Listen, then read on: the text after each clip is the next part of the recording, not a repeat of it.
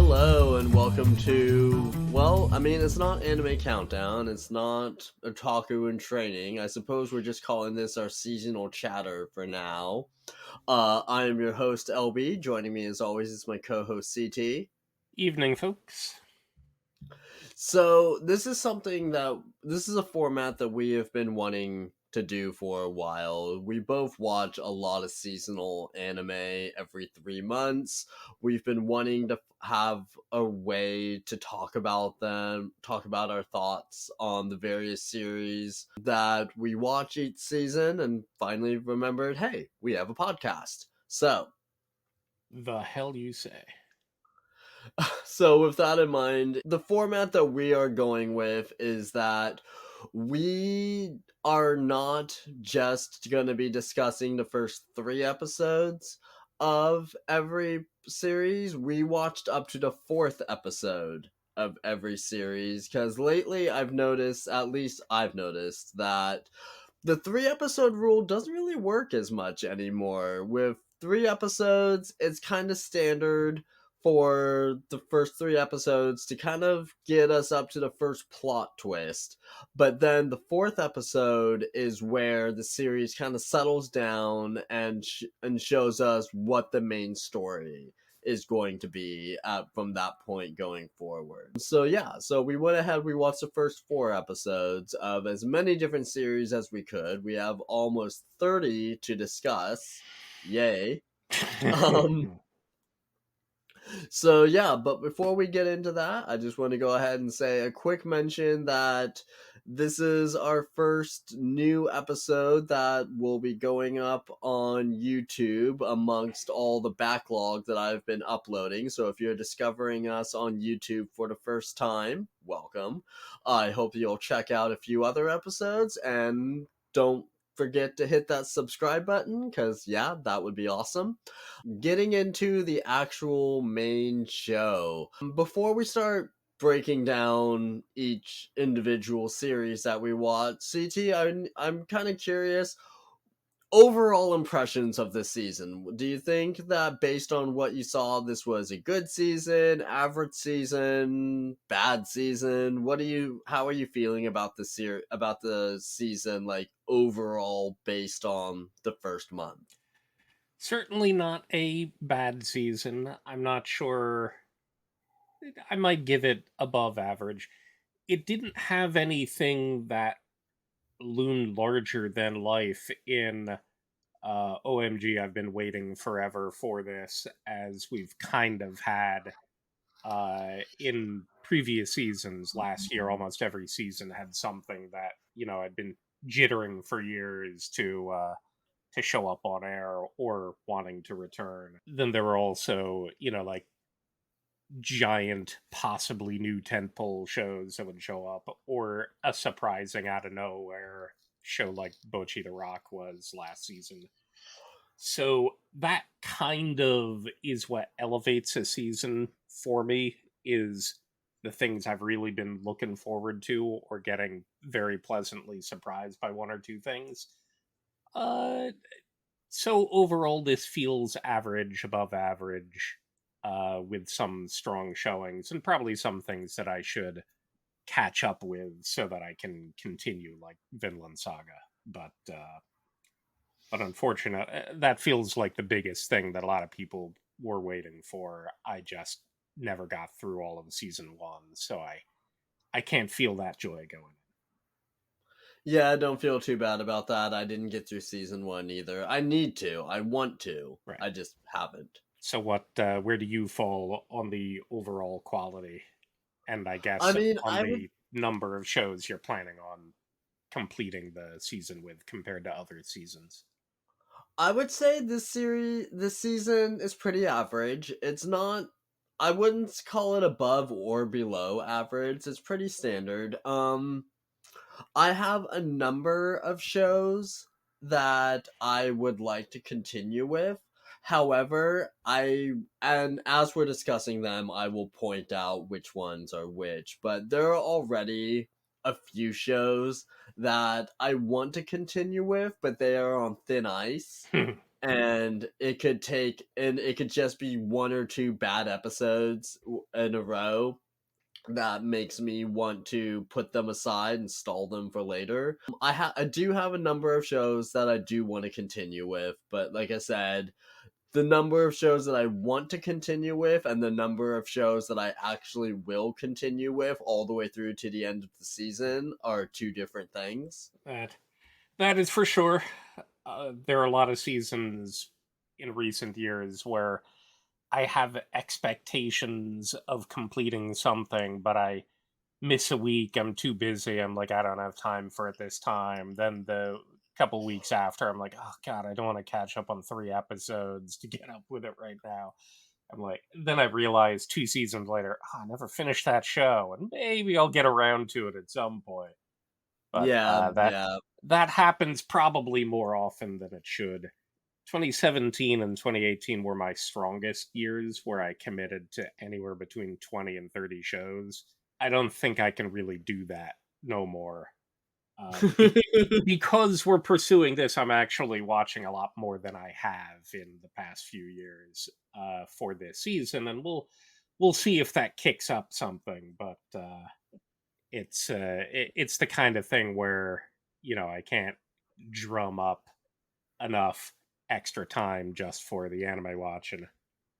And oddly, this is a very personal thing that is frustrating me, but because of the changes after Sony purchased Crunchyroll and everyone's been merging and all the other stuff, the syndrome which made me hate Netflix and Amazon, which is to say the apps would not save pictures for it. They're using the HDCP image protection or whatever it is. But the usual big clients, we didn't see that in Funimation or High Dive or Crunchyroll, and now I'm pretty sure I forget High Dive if High Dive does it or not, but almost everything at this point is hiding my ability to screenshot. And that's one of the ways that I enjoy a show is while I'm watching it, I take a few shots and then I post them in the channels and chat about it. So it's all the way annoying to me that I can't do that conveniently anymore. And now I'd have to put everything through pirating the anime so that I can actually Yeah, take yeah. screenshots.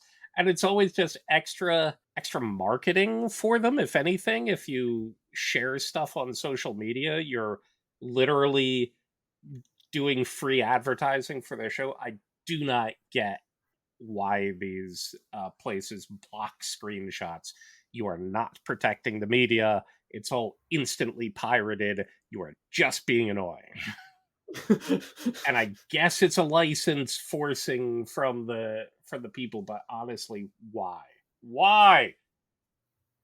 Okay, rant over. No, it's all good. I could hear you shaking your fist from here. Jiffing tool doesn't even work on Windows. Sorry. It's all good. Rant wasn't quite over. We're gonna go ahead. We're gonna jump into our discussion. We're gonna take it show by show. We're gonna go in order of broadcast premiere, which means we are going to start with Ningen Fushin and end with Fire Hunter.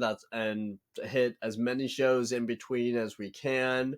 Some shows I watched only, some shows CT watched only, some shows we both watched. If you are noticing along the way that we have skipped your favorite show and neither one of us watched it, please know that it was a personal slight against you and we mean it entirely personally. Absolutely. But otherwise, we got through as many shows as we could over the last month. So all right, let's go ahead. Let's jump into the first show. This is the show that we both watched, Ningen Fushin, or if we want to go by the full title, Ningen Fushin: Adventurers Who Don't Believe in Humanity Will Save the World. This was the first show that premiered this season. It's a fantasy series where it's not an isekai, so that was a point in its favor right away. This is a show that opens the first episode with four jaded adventurers just randomly running into each other at a bar after they've all been either fired from their party or just been wronged by people in their lives that they trusted, and deciding that because they all hate people equally, they're going to work together and put their powers to good use.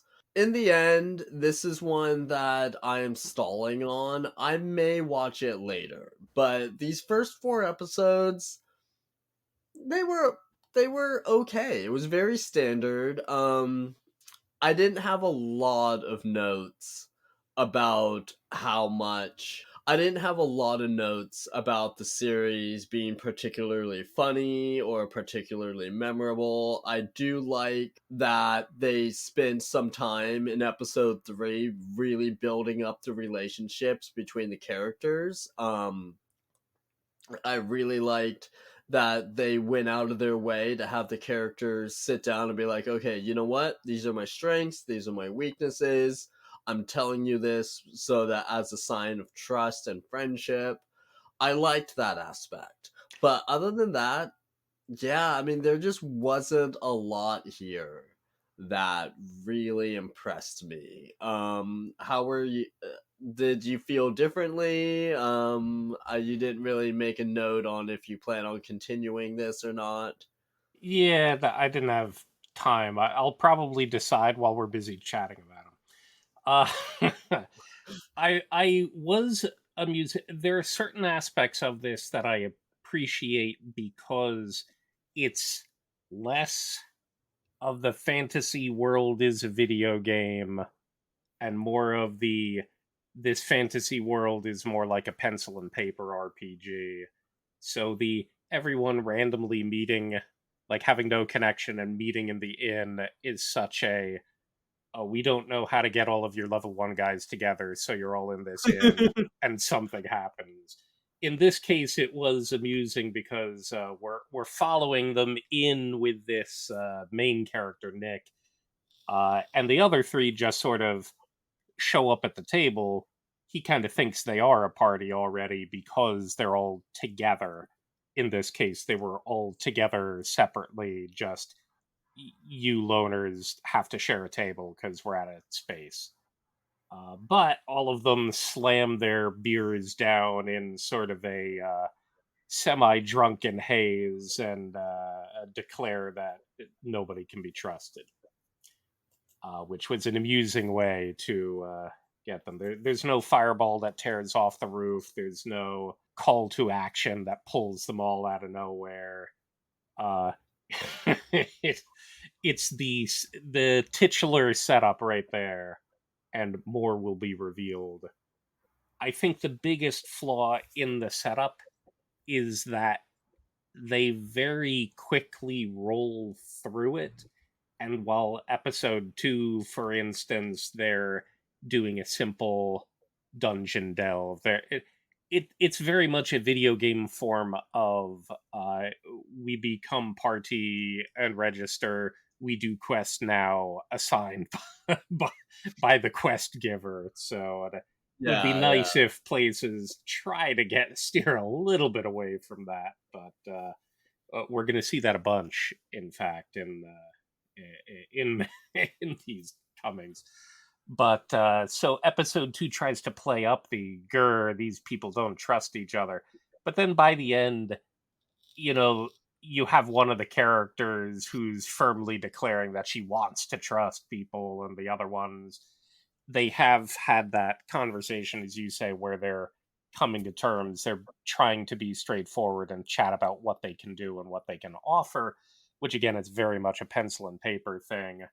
A Hmm. lot of times you just have, when everyone is starting an adventure, they've all seen each other's character sheets, and probably everyone kind of knows what every one represents from being a low level D&D character or something to that degree. But oftentimes you'll get someone who joins later on, and it's a weird conversation to have in pencil and paper adventuring, but you gotta have it. It's like, here it is what my character can do. And trying to steer people by way of, I would appreciate it if you cast bonfire on that thing and I can knock an enemy into it with my shield bash. Where where it's not at all seamless and people understanding and knowing each other, but I have to explain mechanics to you now in a role playing fashion, and it's hard. So the fact Yeah, that they're yeah. fumbling around in that is fine. The wizard has an appropriately anime witch hat. Uh, she has so much hat. I think she's not quite as hat as some of the other series, but that there's an impressive amount of witch hat there. But yeah, I think the biggest flaw is they're kind of getting over it fairly immediately. So you have the disillusioned adventurers will save the world, but in a way it's just, a marketing lie because it lasts for 1.5 episodes and then they're kind of all getting along and really wanting to trust each other, and then acquiring an ancient artifact that's called like the Blade of Bonds, wherein they can now Yeah, the Sword of Bonds. the I Sword of took a Bonds, where Yeah, I took a note about that, and at the start of episode 4, it was just like, uh-huh, right. which And is then the labyrinth giving off weird sci-fi vibes, which eh, was well, sure, high fantasy, man. It's got to also have like laser beams and stuff like that. yeah, yeah. Mecha. I need mecha in my fantasy, but so that I think is the one reason that I might continue one or two more is the sword that they come across that in one way it reveals a bad thing about the series where they're really not imaginative with magic. They have their two casters and she's like, I'll freeze it. And he's like, I'll heal you. And I'll freeze the enemy. I'll heal you. And I'm like, cast other spell. I don't know what level you guys are, but cast other spell. I appreciated that she actually had like detect magic. This is such an RPG staple when you're playing with other characters, detect magic all the time, and I almost never see it represented in the anime, which was nice. But then she could just throw ice daggers and freeze the thing. I'm like, I know you're good at ice, but you also said you were good at wind and lightning and other stuff, and literally you tried nothing. Be better magic. But then the other two get to use the fancy artifact and combine by our powers combine, and they get that way because of them not being disillusioned as much anymore and trusting each other. So I'm curious what the next union forms would be. I'm less interested in what they're doing because there's a narrator voice that says these people will save the world. That part isn't a lie. You're told by the omniscient narrator that they do save the world, and this is where it starts. So they have a big destiny ahead of them, but who knows how long it'll go. There's 4 light novels, and it's still continuing. So I imagine it's probably got a bunch more light novels to go. But I'd be interested to see what they do with the other union forms, who is allowed to merge, and then what the end result is. Which is the only unique thing is the fact that they get this sword and now it's a sentient walking kid with them as well. Yeah, yeah. And But honestly, yeah, I mean, like I said, I may someday come back to this one, but I have to admit that by the time the second half of episode 4 rolled around, I was already kind of tuning out. because I they just I was having a hard time paying attention past that point. well, Yeah. that's when they were casting the boring magic. Needed better Yeah, magic. yeah. But they had a character growth moment and now they trust each other implicitly and can combine into a super dragon deity. I don't know. Fly around, glow, have golden armor, explode things. Hmm. I don't know. There's some amusing possibilities in it, but I don't have high expectations either. Yeah, if you do end up continuing this all the way to the end, let me know if it's something that I should absolutely go back for.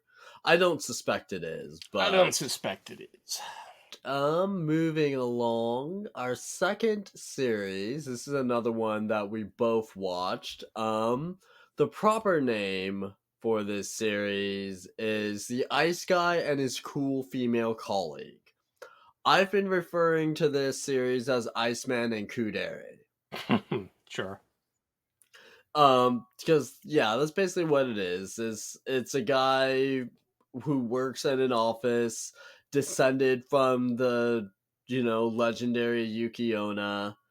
Um, so he causes things to freeze like all the time whenever he has the slightest negative emotion or even positive emotion, really, as long as he's feeling something strongly, ice and wind starts to happen. To be okay, let me first off say I did really enjoy this series. The first 4 episodes were very good in my opinion. I really liked the presentation, the animation was beautiful, the characters. It was nice to have a romance series where people are not constantly like shouting at each other Mm. and like being really I love a good tsundere, but you know what? Kuderes are pretty cool too. So I really appreciated that it was just very chill, very laid back. Really enjoyed that. My very first note was talking about how much I loved the animation within 3 minutes, and then within 11 minutes, I was already in love with the characters. So this was one that I really, really enjoyed.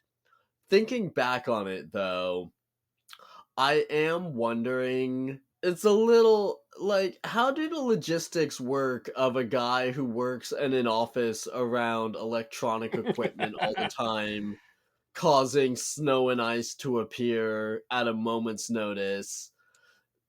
Yeah, I can see how that might be a problem. But How do you have such a normal overall worldscape where a substantial number of people are descended from yokai and all manner of other stuff out there in the open where the ice power's over here and she's a kitsune and po- just pops ears and a tail out occasionally, and that guy flames on because he's a phoenix, and that guy is Buddha somehow. We're not really sure what's up with him, but yes, society resembles very. This is one of those don't think about it too hard things.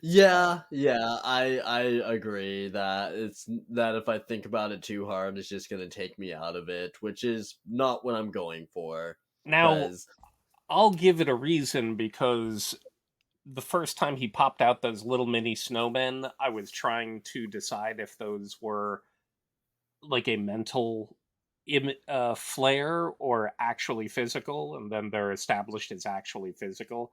But they just come and go. They don't, and the people interact with them. You don't see them fall to the ground, melt, and dying, and screaming in their tiny, cute voices. Ah, I'm melting! I'm melting! So I feel like what's happening is he can create it, but he can also disappear it as instantly as he creates it. So it doesn't exist to melt and interfere with electronics and other stuff. Once he brings his emotions under control, it just disappears as quickly as it mhm, came out. So yeah, yeah. although he does So occasionally make it snow outside for the whole town to enjoy. So yeah, the one thing about this series that I haven't seen yet, but I know that we're going to because I've seen her in the opening animation, is that I suspect we're going to get a clingy, annoying little sister character at some point. certainly, quite possibly.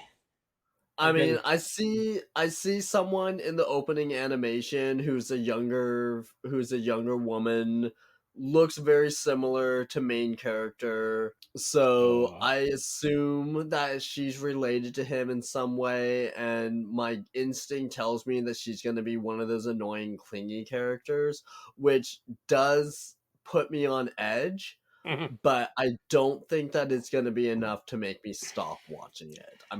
I feel confident no, that this is going to be a series that I continue with for th- the entire rest of the this is season. a gang of lovable idiots right from the word go. You feel an actual emotional invested interest in them. Amusingly, this was one that I knew I'd check out at some point, but I watched literally after someone on another server was just sort of bad mouthing things, doing the judging a book by its cover, and he's like, "Oh, let me guess, this guy has an extremely cold personality, and but the sudden love of a coworker will warm his frozen heart."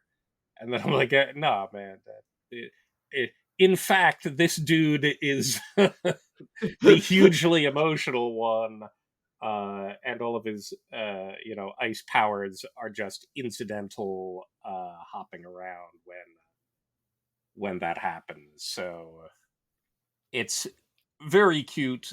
You want all of the people who like each other to end up with each other, which I'm sure they will.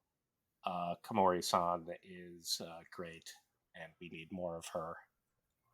But she definitely enjoys all the strange situations with her. Yeah.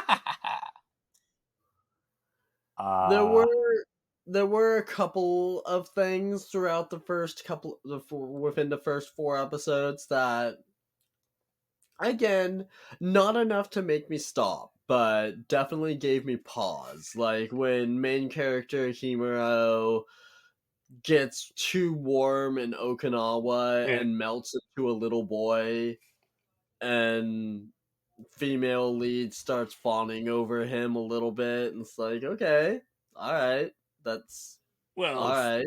Fuyutsuki-san at that point, yeah, she mentions what it's really just about, the moe aspect of it. She's like, "Oh, instead of being shorter than him all the time, I'm now taller than him." And oh my god, he's ridiculously cute as a kid, but it's, of the moe protectiveness thing. I mean, Yeah, yeah. she's the one who fawns over her cat, so I think basically the appeal would be similar to that of Yamero at that point. Isn't my cat delightfully cute? It's like, oh wow, in your vulnerable form. It's amusingly, it's sort of implied he's very close to death at that point. But again, don't think Yeah. about it too much.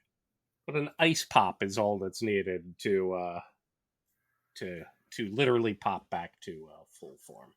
So he better have good air conditioning at his place. It seems so.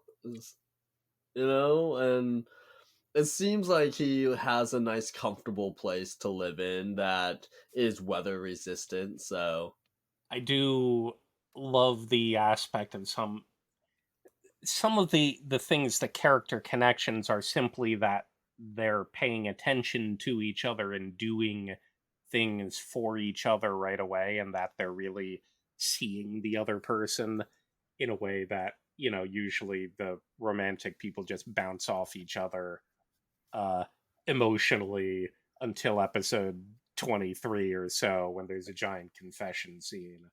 But the mhm. big drama at the end of episode 1 is they're going to go up to Okinawa for a business retreat, and Himuro-kun is all, "Oh, I'll be very excited, and I won't be able to control my powers."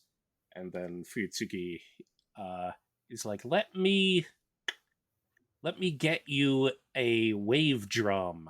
And you have a training montage of him wandering around town just with a little ocean wave bead drum making the sound of the ocean the whole time, so he can acclimate, so when he goes out there he'll be able to control himself more. And I'm like, Yeah. that's such a weird character interconnection, especially to have right away, but it's definitely enjoyable in that aspect. they're going out to dinner with each other right away, and the drama is that they aren't sure how to talk to each other yet. Not that they're cowards about doing anything with each other, which again is fairly normal. Is the certain things, but she thinks he wouldn't have anything to say to her because she isn't very forthright, and he's not saying anything because he's just bouncing excited at being out to dinner with her, and then they talk about it Hmm. later. It's like, oh my god, characters who communicate with each other.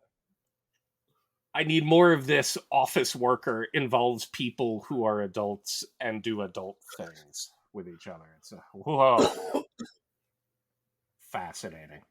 So yeah, they're a lovable gang. I will definitely watch this through. It would have to be very obnoxious to make me abandon watching it to the end. Yeah, this is definitely one, like I mentioned earlier, that I think I'm gonna continue on with this. I don't see any reason for me not to. I've been enjoying it way too much. Eh, Our third series is one that you only watched because it is a sequel, and I did not watch any sequels this season. So tell us, what is going on with those Bungo stray dogs? they're amusingly they're not doing as much of a sequel as you would think.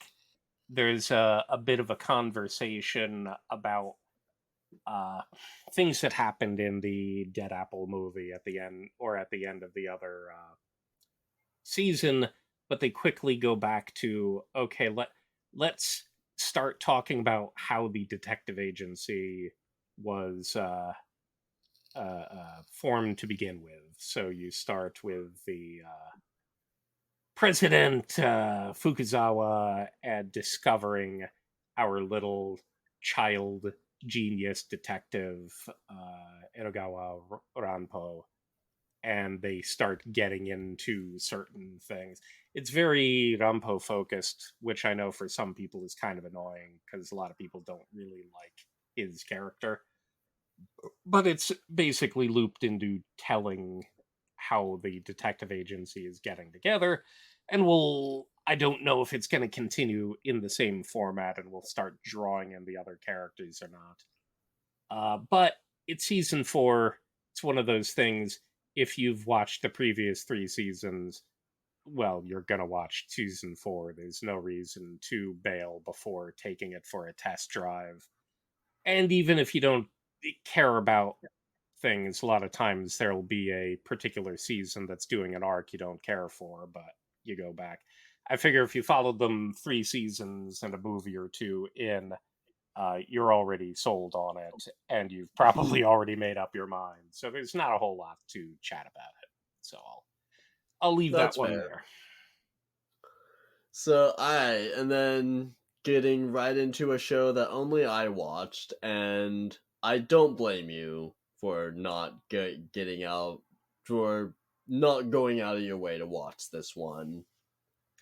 Technoroid Overmind, about robot male idols trying to win a virtual reality slash American Idol type competition in order to pay their electric bill. Sure, sure. Yeah, because They gotta put that on is a play. One of them will make the curtains, and the other one will. so the thing is with this series is legit. I was ready to bail on this by the first episode. The first episode was not great. It was okay, it set up the premise fine, but there wasn't a whole lot there to really pull me in. What saved this series from going on to execution block within one episode was the epilogue to episode 1. So if you watched episode 1, thought it was kind of lame and turned it off before the end of the credits, you may have missed like a big thing that may have pulled you in a little bit more.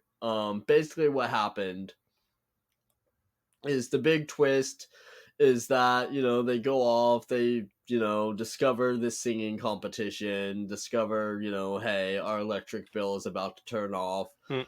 and we will no longer have the ability to recharge our batteries, effectively killing us. So they go off, they pass the first level of the singing competition, barely. Their first attempt is pretty bad, though. But the thing is that the epilogue of it has them in a factory. They stumble across this drunk guy just out and about. Drunk guy, a robot comes up and is like, "Oh, we know this guy. Don't worry, we'll take care of him." And so they're like, "Oh, okay." So they leave drunk guy to take care of this one. Find themselves in a factory somehow. I don't remember the specifics, and witness drunk guy supposedly being quote unquote pushed off a ledge by this other robot and being killed. And that's actually the subplot of the series is that there's an investigation that opens up, and a robot detective starts looking into these four, homeless robots who don't have a master, don't have any real programming or skills or anything. So there's an investigation into who they are and what's going on. I've got I stuck with this as much as I could. I wanted to like it more, but after I just couldn't do it. Could not do it. I By the end of the fourth episode, I was just not feeling it anymore. The worst part about it is probably is the four robots have an AI assistant named Elisa who is so creepy. Yeah. And I could not do it. The fourth episode has them working in an amusement park to raise money so that they can enter the next level of the singing competition, and facing various levels of discrimination against from other people. And it's just, this one I have it listed as stalled. It's gonna be a long time, Mm. if I ever go back to this one, though. So they really stuck in an iRobot Asimovian robot murder plotline. Do they have laws of robotics that they establish? They establish that robots are only capable of doing things that they are told to do. These four are able to run around and do stuff, but they also run into a 13-year-old who had a father who was into robotics, and the 13-year-old decides to start taking care of them and move in with them and handle their upkeep, and gives them orders and commands to help them get through their daily lives. But yeah, there was not enough here Mm. for me to just be able to say that someday I'm going to go back to this for certain. Wow. Maybe Were I this will go back to it someday. I have it listed as stalled and not dropped, but I'm gonna have to be pretty bored to actually go back to this one. were the songs any good? Not really. Okay. Well then. Yeah, not really. The songs were not great. The CG dance animation was not great. Oh man, that drives me off of so much idle fare. Is the appeal is supposed to be the dancing and other stuff, but it's always this utterly horrifying, uncanny valley CG stuff that I just can't manage. Uh, I really appreciate when one is either in 2D or takes pains to look as not video game as possible, which I think a lot of them are just very lazy about because the biggest things in Love Live and Idolmaster really don't try. So therefore, everyone else is probably like, well, if they're selling in the bajillions, why should we try? I mean, to be fair, the first like two seasons of Uda no Prince Sama go out of their way to not look overly CG, but after that, they just threw in the towel. Damn it. Ah, so sad. So yeah, so Technoroid Overmind, like I said, stalled, more than likely will be forgotten within the next 3 months. What? I've already forgotten it. Hmm. Next. So, the next one, I'm just going down the list. Sarune, season 2. It seems that this is one that you watched. I am definitely watching. I will definitely continue because our lovely Arrow Boys remain lovely Arrow Boys. If anyone does not know, Tsurune is entirely about Japanese archery, Kyudo. So it's kind of involving a particular character who is getting over and back into the sport, something that he loved in middle school and was overcoming a bit of trauma and inability, and that was much the course of season one. Season two is largely involving okay, what happens the next time these guys who sort of luck themselves into a regional win at one point start facing against the other teams again. What will the new dramas be like? Not understanding the proper way to support your team or stuff like that. It is a sports series, but it is much more. I don't want to say tactical, but it feels like that. That's just the feel of archery in general because it's very slow and methodological. So so therefore the ways in which they're having drama on the field doesn't have anything to do with high action plays and other stuff. It's two teams that are standing next to each other and they're all doing rows of shots, and you either miss or you hit well or you hit better. Uh, Little bits of society and politics in the way that the sport is played, but it's pure vibing, really. And it's season two, so there's really not much to say. I was giving it a little bit of a push because it's not much to get into where we are now. It's one one core in a movie, and then you're into Mhm. where everything is at right now. It's Kyoto Animation. It is friggin' beautiful. Uh, if you like hot guy shoulders, there's a their sensei has the best hot guy shoulder that you'll ever run across. I'm not sure why that's a thing, but apparently it's now a thing, at least because this guy exists. Yeah, I don't know. It's good. Watch it. Hmm. What do we have up next? We have one that we both watched. Official title for this one is Tomo-chan is a Girl.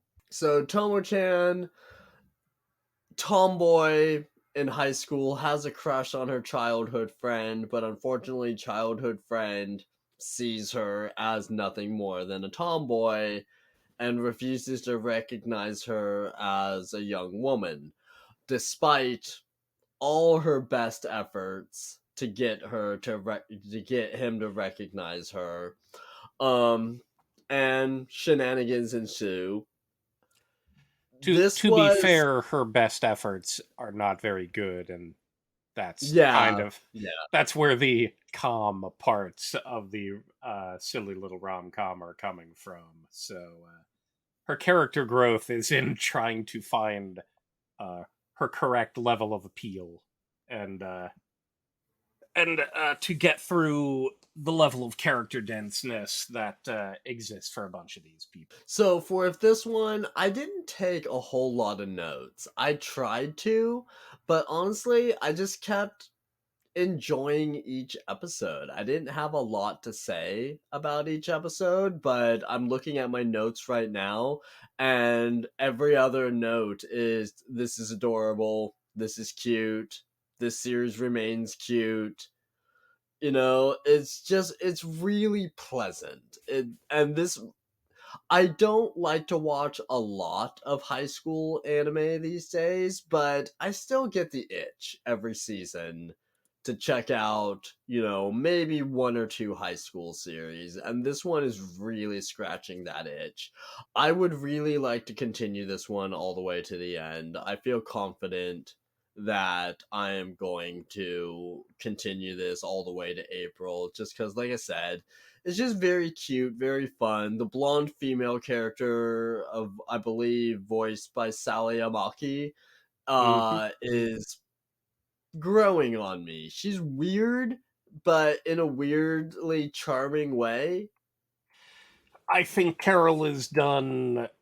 I think all of the voices are great, although Tomo's voice is the most surprising to me because I know her best as Amelia from ReZero, Uh and huh.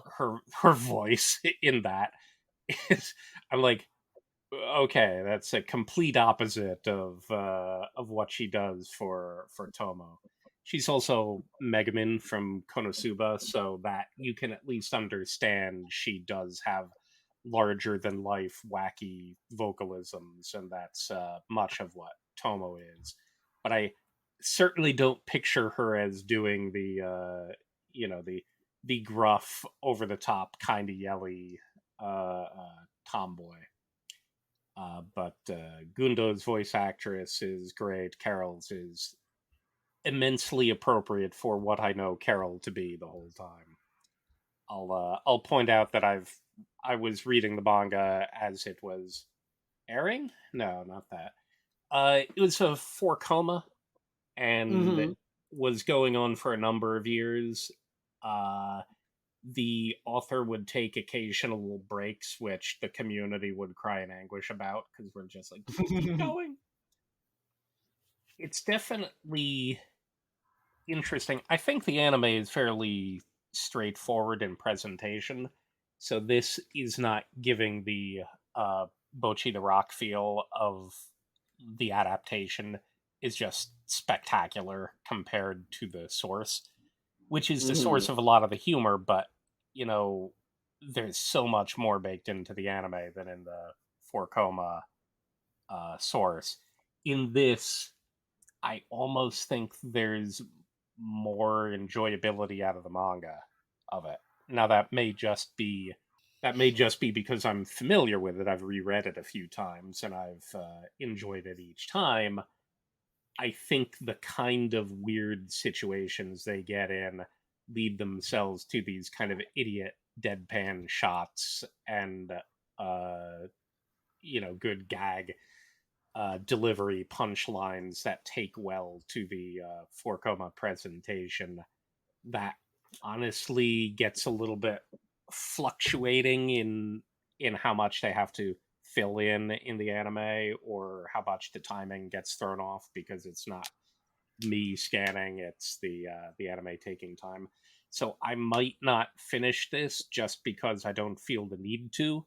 It's one of those where I've read the source, I've enjoyed the source. If the adaptation isn't strong enough, I'll just reread the source. It's one of those where I may not bother just because I like the manga a lot. So That makes we'll sense. find out.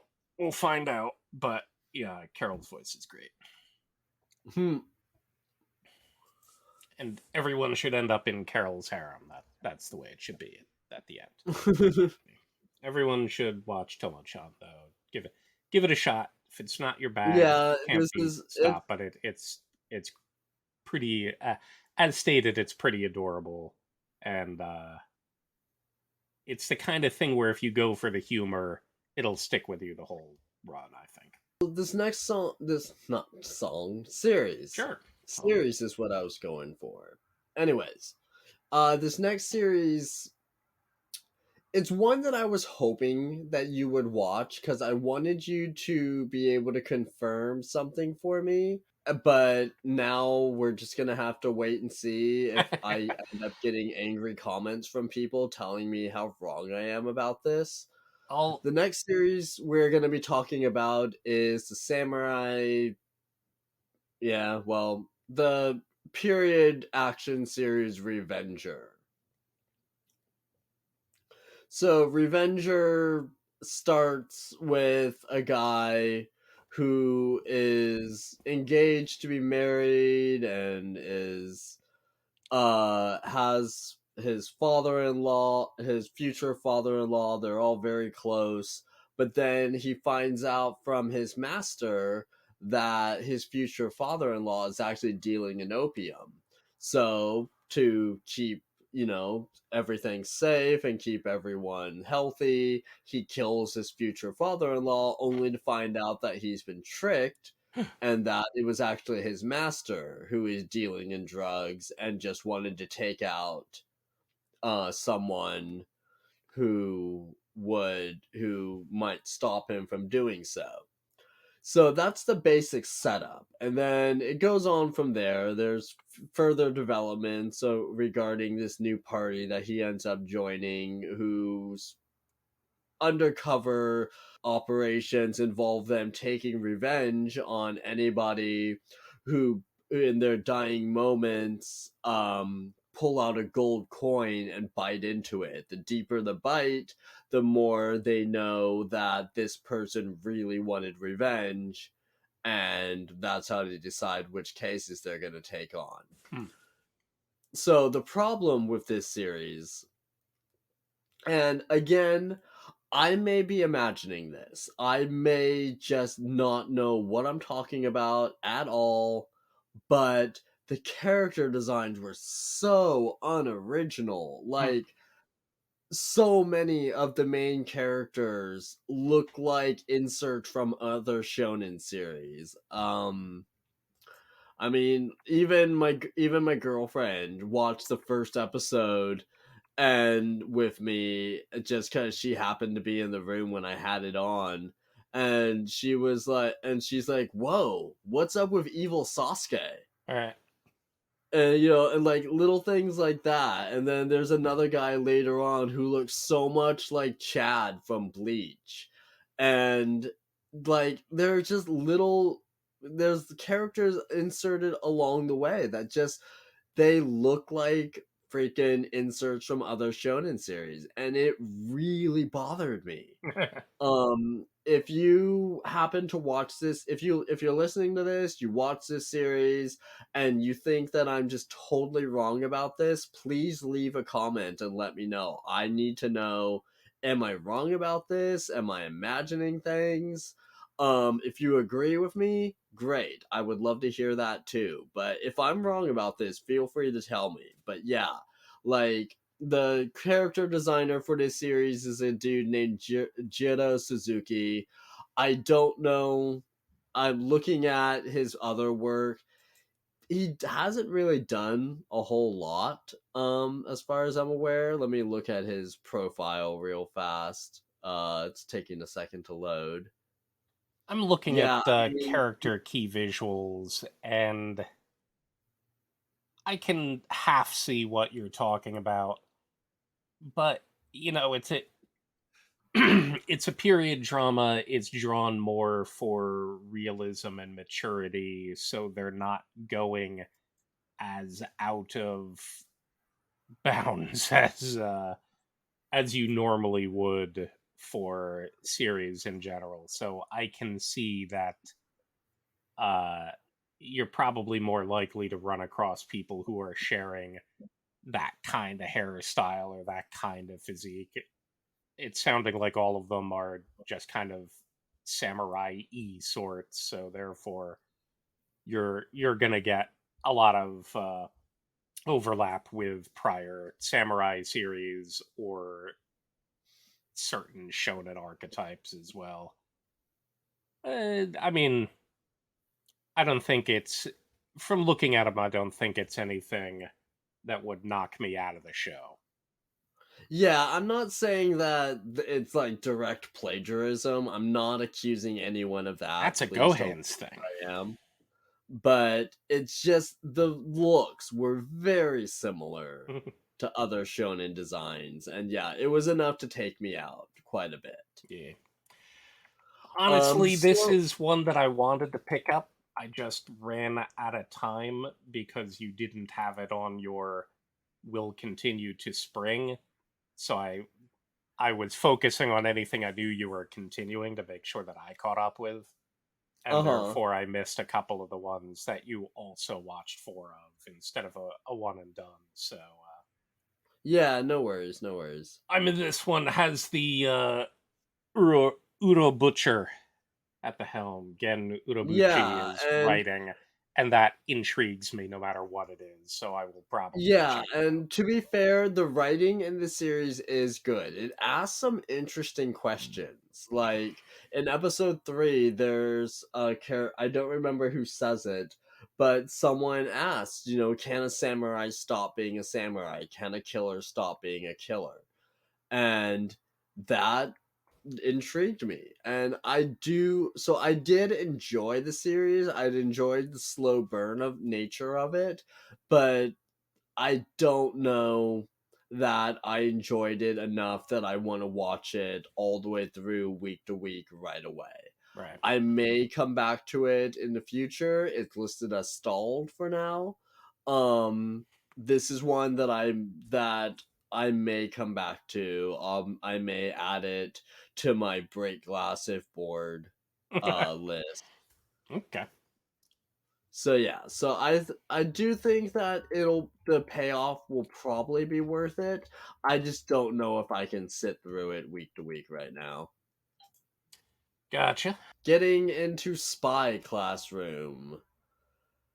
Spy Classroom is one of my one and dones. I have a few of these this season where I watched the first episode and I just knew right away that I was probably not going to enjoy the rest of it. And Spy Classroom was my first one of the season, I believe. Um I didn't enjoy that within 9 minutes we had a pretty hardcore fan service scene before we even really got into like a good setup of the story. That did not sit well with me. The first episode wasn't terrible, but it was far from good. I chuckled a few times, but there was just not enough here for me to continue it. So yeah, this one I dropped it within a single episode.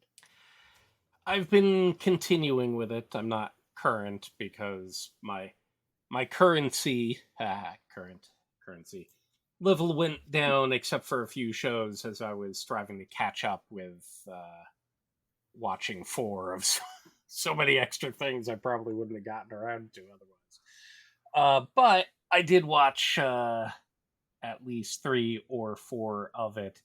It's definitely weird. I definitely feel like I'm propelled more by my actual fondness for Princess Principal. And this is one of those where obviously the setup is different, but you have a mostly female focused super spy group. Uh, it's an extended version of Charlie's Angels and some pseudo wartime kind of past thing, maybe more going on. I'm willing to give it more of a shot.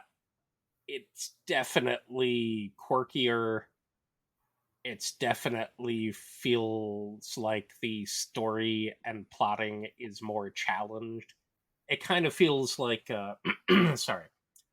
The source is a light novel or a light novel series obviously. I kind of feel like the novels may be less of a stepwise progression into stuff and more of a okay, here's the setup and here's each new adventure mode, and you're just going to get a bunch of 3 episode arcs in a row where they're going through this thing and then hard cut into the next scenario, as opposed to something that's telling a continuous story like Princess Principal does and most other things do. it has that feel. I don't know if it'll keep up with it.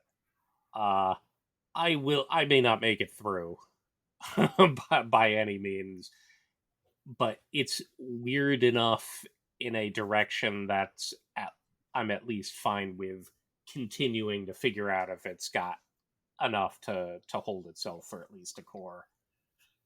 If it fails, it fails, and that's fine. But you know, that's that's how it goes.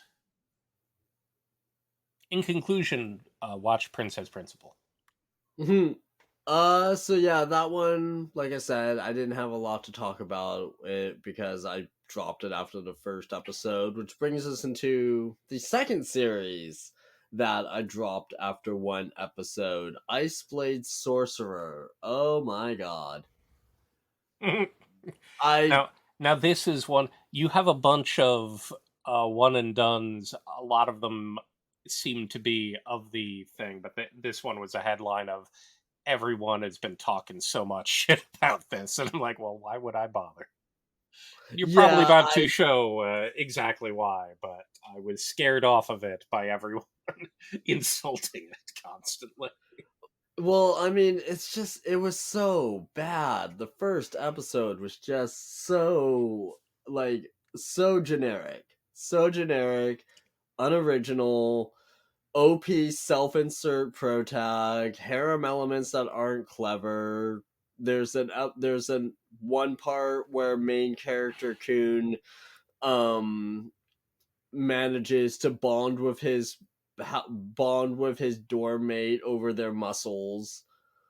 The magic system makes the students more into like programmers and hackers more than anything else. So yeah, I mean, the one thing that this series really had going for it was that there wasn't like a bunch of fan service thrown in. But then I watched the ending animation and was like, okay, well, forget that because that's just waiting to happen. So yeah, so this was another one where I just within one episode I knew that I was not going to enjoy it and dropped it immediately. And unfortunately for my girlfriend, she caught the brunt of my oh my god, this is so terrible like vents and rants for the next like 2 days. Yeah, it was bad. Bless her heart for sticking with me.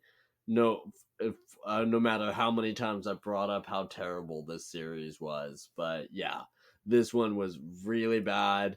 You did yourself a favor by not even bothering with this one.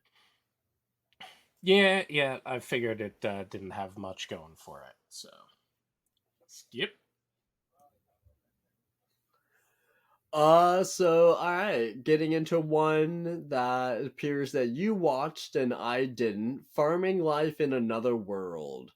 Please tell me about this one because this is one that I was actually vaguely interested in. I just couldn't I just didn't get around to watching it. Is this one any good? Was it clever in any sort of way? Well, it's hard to say. I'm doing a bit of cover judging by it. It's become more challenging over time for me to delve into just the generic isekai setup going in. In this case, a 39-year-old guy who was, betrayed by people close to him, developed a fatal disease, and died in the hospital at obviously a young age. And so he gets to meet the deity of, oops, sorry about that. I'll let you reborn into something and you can make a wish while doing so. At obviously a very unique situation and setup unheard of in isekai setups before. In this case, he says, I was really enjoying that farming show that the hospital played all the time. So, for whatever reason, he wants a simple life with a healthy body. And obviously, what you do with that is you become a farmer. in this case, he is granted effectively a super ability of the ability to summon divine tools of super doing everything quickly. Uh, a farming plow, he can just charge through fields. There's an amusing kind of dig dug moment where he needed to dig a thing, so he's like, I wonder if I can turn this into a shovel, and it does. And then he's like, oh man, I can just excavate. uh, Digs a well, does other stuff. So he's alone in a forest and just kind of doing things. In a way, he's fast forwarding through the humanity's history with agriculture because he's just planting a few things, building very simple dwellings, saves a pair of wolves, one of whom is pregnant, and so he immediately has domesticated canine pets to go forward with. The first scene of the show, though, is the glamour shot of showing you the fantasy harem that he's going to eventually end up with. He doesn't meet them immediately, but all of them are just going to come across the entire place. It's a busy, bustling pseudo town where everyone is some level of hot chick appeal character who's helping with his particular farming and building endeavors. And I'm like, you know what? I've been experiencing that kind of society construction through Rimuru and the Reincarnated as a Slime series, and I'm rather enjoying Mhm. that. And it's got funky magic and odd superpowers, and it certainly has fan service in it as well. But it's not just a paint by numbers harem thing. And I feel like if there was more interesting presentation as to how he builds up, that might have something that would let me want to watch a few more episodes. But he's just got a super tool, so any scene will involve building the thing that he feels like building at that point. It's not a whole lot of farming. In fact, it's a whole lot of building dwelling places and other things and various constructions. I highly doubt it has much to offer in this case, especially since they made sure that you knew that all of the elf babes were coming, or some angel flies in and it's like, oh, okay, there's a winged blonde big boobied angel, so I'd best wait until she shows up so I know what's going on here. So you have it marked on our spreadsheet as one and probably done. Do you think that's still accurate? So you're going to continue on with a little bit, or? This was one that I skimmed through. My usual habit has been, chilling somewhere in my bed or something else and using my iPad so I would watch it normally because oftentimes the clients are not good enough for me to fast forward around and do things with. And a large part of that was to take screenshots. What I found was while I was trying before the podcast to catch up on a few things and check out a few things, I was like, well, I'm on my computer and I'm on high dive, so let me just hit right skip a lot and see what happens here. So I did not experience that. I experienced this as more like 2x speed, something like that. So Mm-hmm. in things where I'm saying probably done, I'm like, well, I might skim through another episode to see what happens. Uh, I don't have any real expectations, but I didn't drop it because I've suddenly realized by sitting in front of the computer and just kind of skimming, there are a lot of these things which I can give more of a look because I'm not wasting 22 minutes of my life with it. Mm-hmm. Normally, I'm going to a scene, I'm fast forwarding, oh, he's digging this thing, and all right, well, that's Doug, and skip, skip, skip, go along. I'm not getting huge dramatic moments. I'm not getting any good animation out of it at all anyway. I'm like, maybe I'll, when this character comes in, I'll see how they're presented, and I'll enjoy character design. But I'm willing to maybe skim through a few things that I would have normally just said, you know what, never mind. Hmm, makes sense. So getting into possibly, I don't know, was this like the only like pure shoujo series this season? I think it might have been Sugar Apple Fairy Tale. This is one that we both watched. Excuse me, Sugar Apple Fairy Tale. That's kind of a mouthful to get through. It's a young girl who her lives in a world where fairies are enslaved by humans. And she wants to treat fairies as equals despite everyone around her telling her that that's a bad idea and it's just going to cause problems. She wants to travel to a faraway town to become a sugar sculptor, which apparently is a very big deal. And along the way, she gets stalked by this dude named Jonas, and I have like 3 notes that simply just read "fuck Jonas." Because wow, was he an asshole?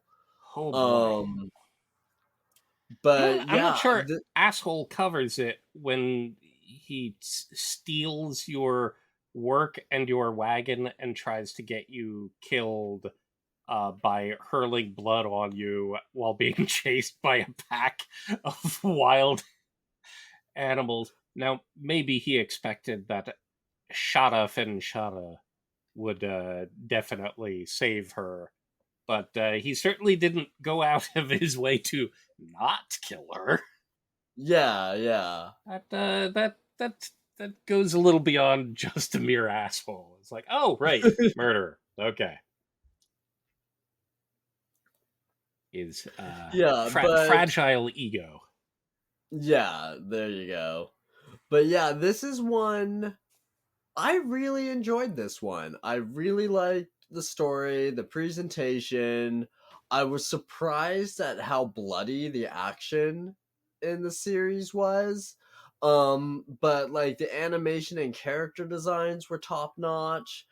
Story within the first 4 episodes is really well set up. I am very interested to see where this one is going to go.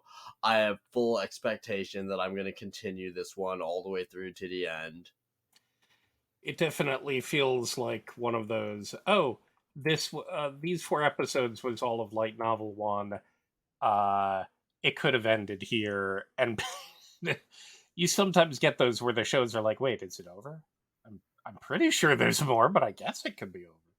So it does Yeah, have yeah. a thorough arc. I agree at being surprised by the level of kind of, there's obviously background darkness from the whole oops, subjugated, enslaved entire peoples that Uh-huh. makes me nervous that any of it, can be done well. Oftentimes, especially in a fantasy settings, it's just handled so poorly. Yeah, Uh, that's fair. so that is definitely a concern that I have for it. I'm not sure if it feels disjointed with parts that are dissonant with each other, and I'm not sure if that's making it more intriguing for me or if it's more off-putting. It's kind of on a knife's edge at the moment because it may just turn into, I'm looking at the opening and I'm seeing the things and I'm expecting it's like, oh, here's an actual shojo. I will have actual shojo things. And part of it feels a bit like you know, Yuki Hime and Snow White with the red hair trying to chase becoming self-sufficient and finding her profession out here in the service to this nation. and there's obviously adventures that she goes on. This one is a bit weirder of a setup.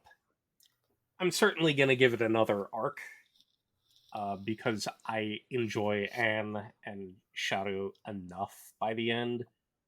Uh, I dislike the fact that, he's an enslaved, looks like an utterly adult, uh, what was it, combat fairy? I forget. Yeah, Yeah. yeah. I think that's what it was.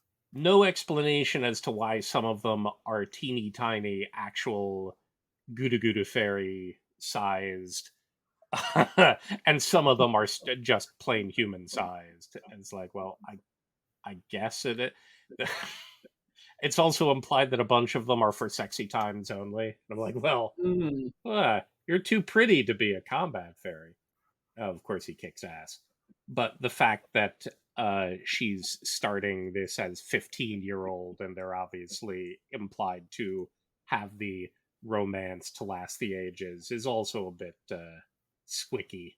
So I'm concerned with the how this will present going forward, but it has not kicked me in the brain pan yet. So we'll see what Yeah, happens in Arc 2.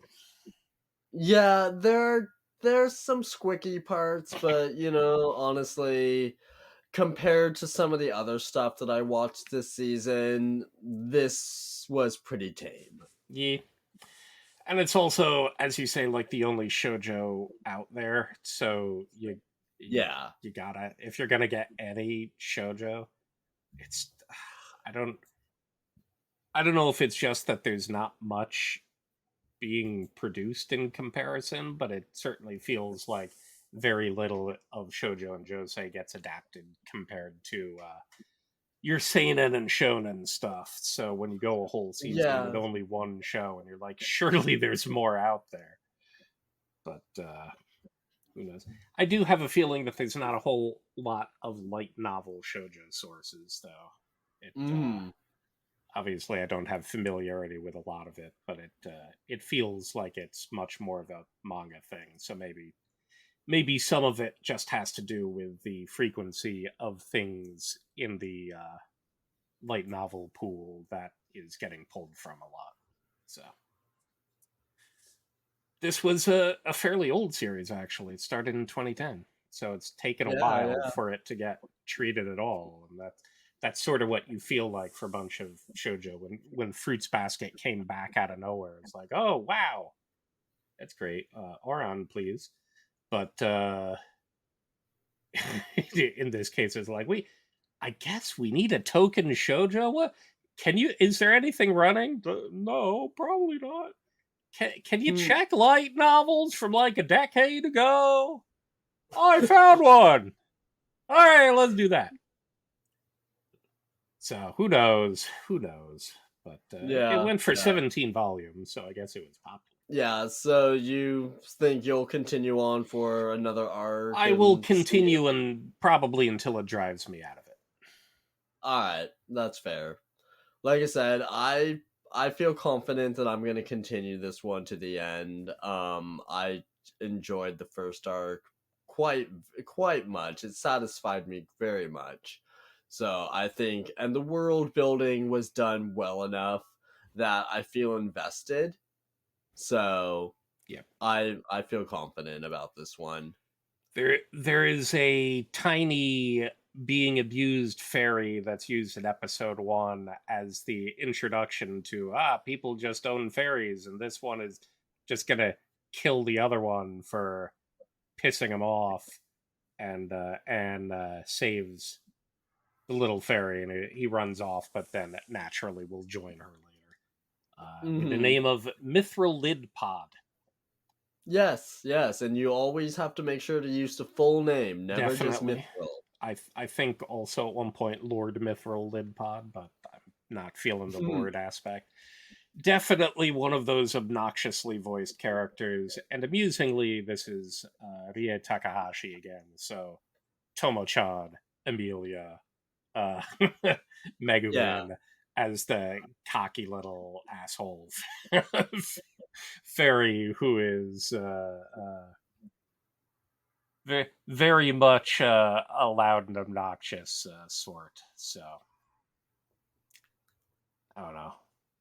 I enjoyed the scene where they are at the doctor's place and they have to pay for a night of lodging. And I'm like, oh, there are two people at the table. Surely everyone is a sugar artisan in this show.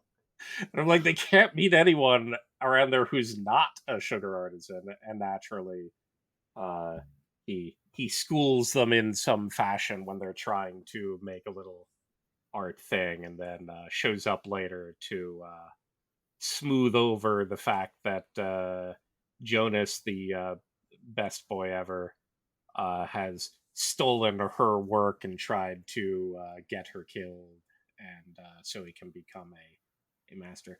What's a competition to be immediately become a master? Shouldn't a competition of complete unknowns be for apprenticeship rather than you're now a master? I don't get that. Also, I think the most annoying thing for me was when they're competing for the king in this thing.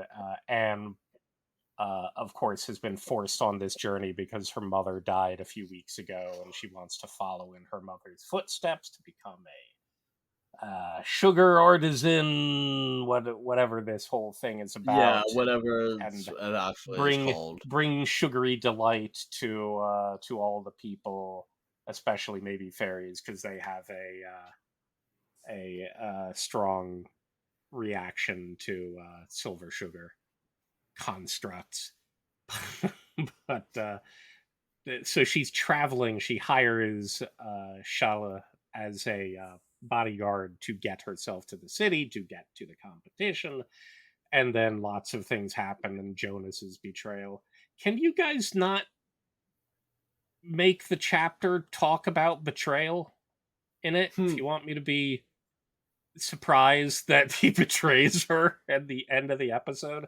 Can you not put betrayal into the name of the chapter, which you show me? At any rate, they're at the competition.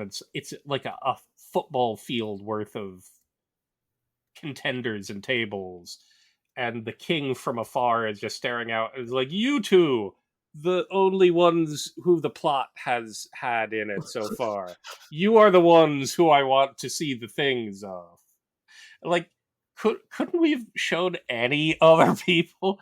I feel like they didn't get much attention. These poor, I don't know, dozens of other sugar artisans were like, yeah, nah, piss off. So there, there are definitely weird parts in the presentation, but we'll see what's going on. She'll be with her fairy companion for another year and show back up, and I'm sure now is when she'll make all of her friends doing some kind of thing to make a life out of staying around and living on her own. She will surely make a whole bunch. All of the other people who are in the OP will be friends, and then somehow Jonas will come back and won't be murdered, and I'll be annoyed. With any luck, at least.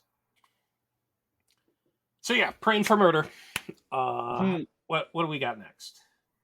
Buddy Daddies. So, Buddy Daddies is a weird mix between Yakuza's Guide to Babysitting and Spy Family. It's two adult guys who work as assassins, and while they are out on a mission, they run into a young girl who has no parents, and they decide to adopt her through happenstance. Well, Um, how is it that she doesn't have a father? Pray tell. if I recall correctly, father is well, I remember mother is like a jaded lounge singer who just doesn't want her, She and is. She's father is like the guy they kill is in like a episode crime one. boss. Yeah. Yes, he's crime boss, but the reason that there's no father for her to go to is he's the one that they ended up flubbing the mission and being not very secretive about it and just Uh-huh. having to go blow away everyone. And he was the Yeah. guy. He was their primary target. Uh, Mm. and so at the time, Kazuki, our main Genki daddy, is protecting her throughout. She kind of shows up and is obnoxious and reveals things and makes the mission go foul, but he's protecting her because she's an adorable 4-year old. And while he's an assassin, he's not a monster. Yeah. But Ray kills the crap out of their target, and they leave, and they have her with them, and then they discover that her father was the guy they just killed. So Yeah. mom's the only hope, and on the mission that or not mission, but when Kazuki goes to find her, yes, she's a pile of scum. So they don't have a place to drop the adorable Miri off, so they have to keep holding on to her and letting her be adorable until they can figure out how to balance this weird, weird assassin, uh, a roommate father concept they got going on. So, also it's PA work. So, Yes, yes. This was a series that I was really looking forward to.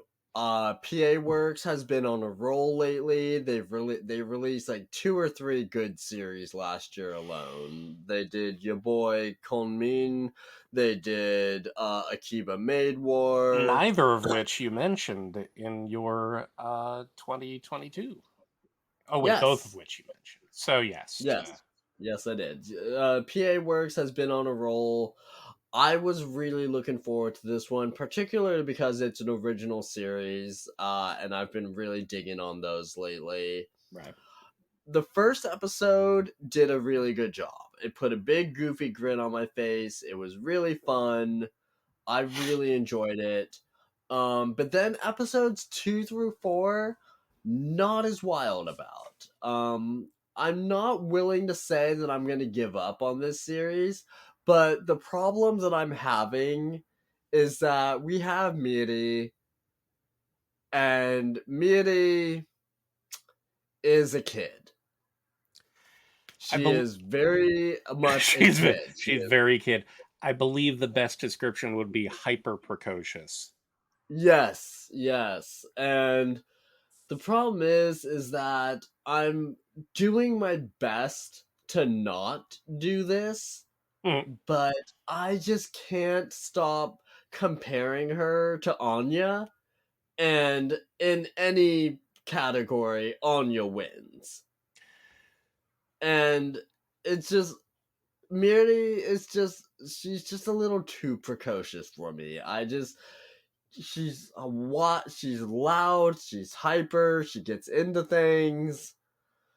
And I she mean, can't Anya sit does that still. too. So Yeah, well, but it's just she's not as cute about it as some other anime young girls. she's a, And she's a bit more obnoxious kid about everything, and I understand that's to make the situation for what is it, Mizuki and Ray, or sorry, Kazuki uh-huh. and Ray, be as crazy for them as possible. But they I want to break from it now and then, and Yeah. the Yeah. the only weird break we get from it is they're trying to enroll her in daycare, and they're having some problems because they have to forge paperwork and not have her describe them in a horrible uh fashion that makes the people sus of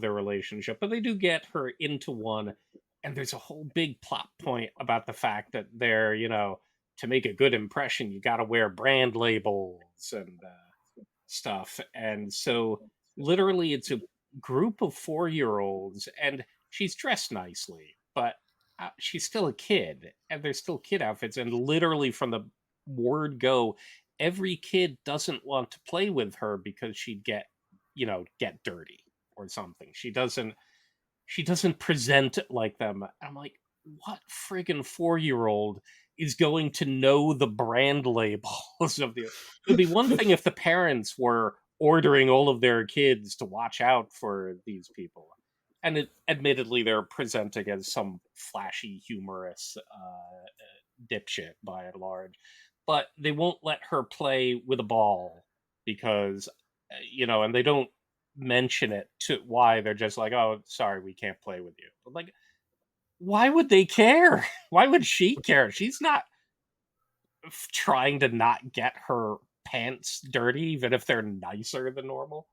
So there's a big to do about that, and the only time she's not hyper precocious is when she's very depressed because no kids will play with her, and Yeah, or if she's asleep, she you can know. occasionally be asleep, and that's fine as Yeah, well. but other than that, she's just go, go, go, go, go. And it's like, I think I've seen some reviewers talk about this series, and I think a big appeal point for this series is if you're already a parent in real life and you can identify with the struggles that they're going through.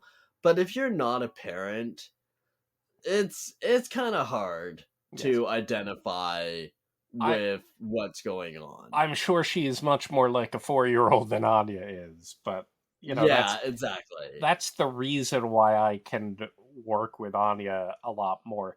You First of all, you can hear her inner thoughts because Uh-huh. she's doing the mind reading and the reaction. She's the only, you know, uh, narrator that you get otherwise of stuff going on. She's a fuel for the comedy rather than a fuel for she's a kid and crazy situations are created for these two assassin guys because they now have a 4-year-old in their mix rather than Anya is bored and pulls out spy equipment and calls the bad guys and makes fun of them, but Yes, yes. doesn't understand that she'll get captured. But then Lloyd comes in and annihilates all of them and saves her in the most badass fashion possible. There's actual feels that I get when Anya is an emotional 4-year-old, which she actually is, even though she's artificially mature because she can hear everyone's thoughts. So Uh-huh. there's both interesting juxtaposition and there's actual fuel for interesting situations, both comedically and dramatically, which I can get through her that I can't get through Miri.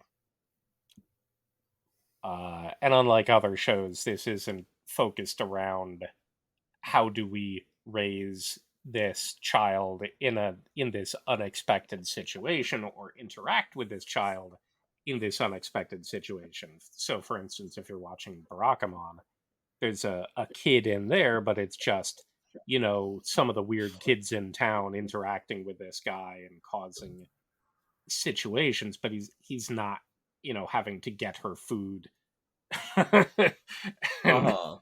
and figure out how she can poop in his toilet and stuff like that. But in this one, her whole existence is just to make a weird situation uh, happen and be stalled as long as possible for the daddies.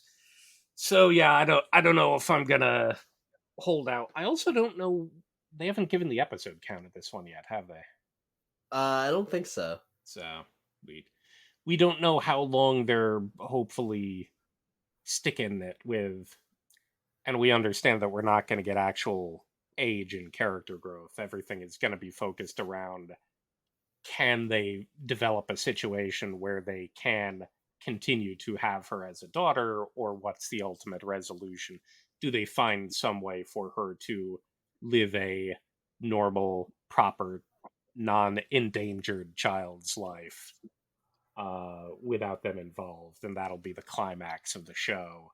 You're not going to get a whole bunch of growing up and poignant moments in this thing, which has child being reared in it. You're just going to have kind of the slapstick set up until they can undo it. in whatever fashion, extricate themselves from assassinating and be actual daddies, or get her to a place where she's not in danger of being killed by friggin' John Wick or whatever. Hmm. There's that background super assassin that I'm really expecting bad things from in the future.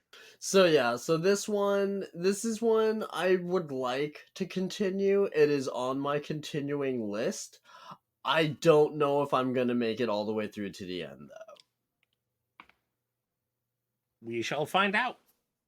Yeah, I'm gonna make the attempt, but this is one of those shows where it's already on thin ice, and if it gives me one or two bad episodes, I may just let it go for a Yeah. while. So the next series is an interesting one on our list because we both only watched one episode, but we have differing opinions on how to proceed from here. And that would be, and I want to make sure I get the full title for this right. Endo and Kobayashi live, the latest on Tsundere Villainous Lizelet. I don't know how to pronounce that. So, Lieselot, I guess. yes, there we go. Okay. I only watched one episode of this. It was all right. I didn't hate it. I just didn't feel any real excitement to continue with it. One of the reasons why I'm not continuing on with this though is because High Dive still does not have a console app, and it's just a pain in the butt if Mhm. I'm over at my girlfriend's place to have to plug in my laptop to her TV in order to watch this. So yeah, so it's just too much hassle to watch a show that I'm not overly excited about. You watched the first episode though. How did you feel about it? The concept is kind of interesting. I like the idea of these two teenagers being able to communicate with the new Otome game that they've picked up and help steer it the way that they want it to go. But yeah, like I said, it didn't totally sell me. That's kind of why we'll give the whole layout in a moment, but that's kind of why I actually want to continue it. There's been a lot of villainessery, and while I will watch anything with more Baccarina in it, and I've enjoyed one or two other similar things, the last, villainous and demon lord having a romance instead, I was enjoying enough, but it was one of those that I lost track of and am not sure if I'll go back to.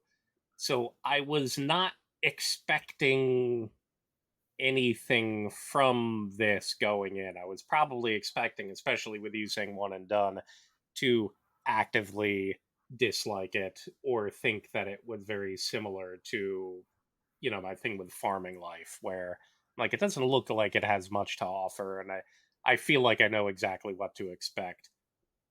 And so I was still approaching it in the same way. I was doing a bit of skipping around.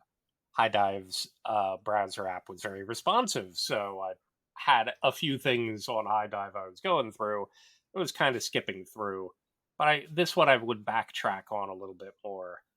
Um, I enjoyed that, it's a pseudo isekai, but it doesn't have the same isekai setup. Girl who is a fanatic about an otome game is uh, killed by being crushed under a pile of books or invading traffic jam of truck coons, and so she's reborn into a game that she already knows everything about, and manages to fix it so that she's the doomed villainess, so therefore she has to make it so she doesn't die. And this one is more like, well, there's just a girl who's really into this game, knows everything about it, has read all of the supplemental material, and she just believes that the villainess is misunderstood.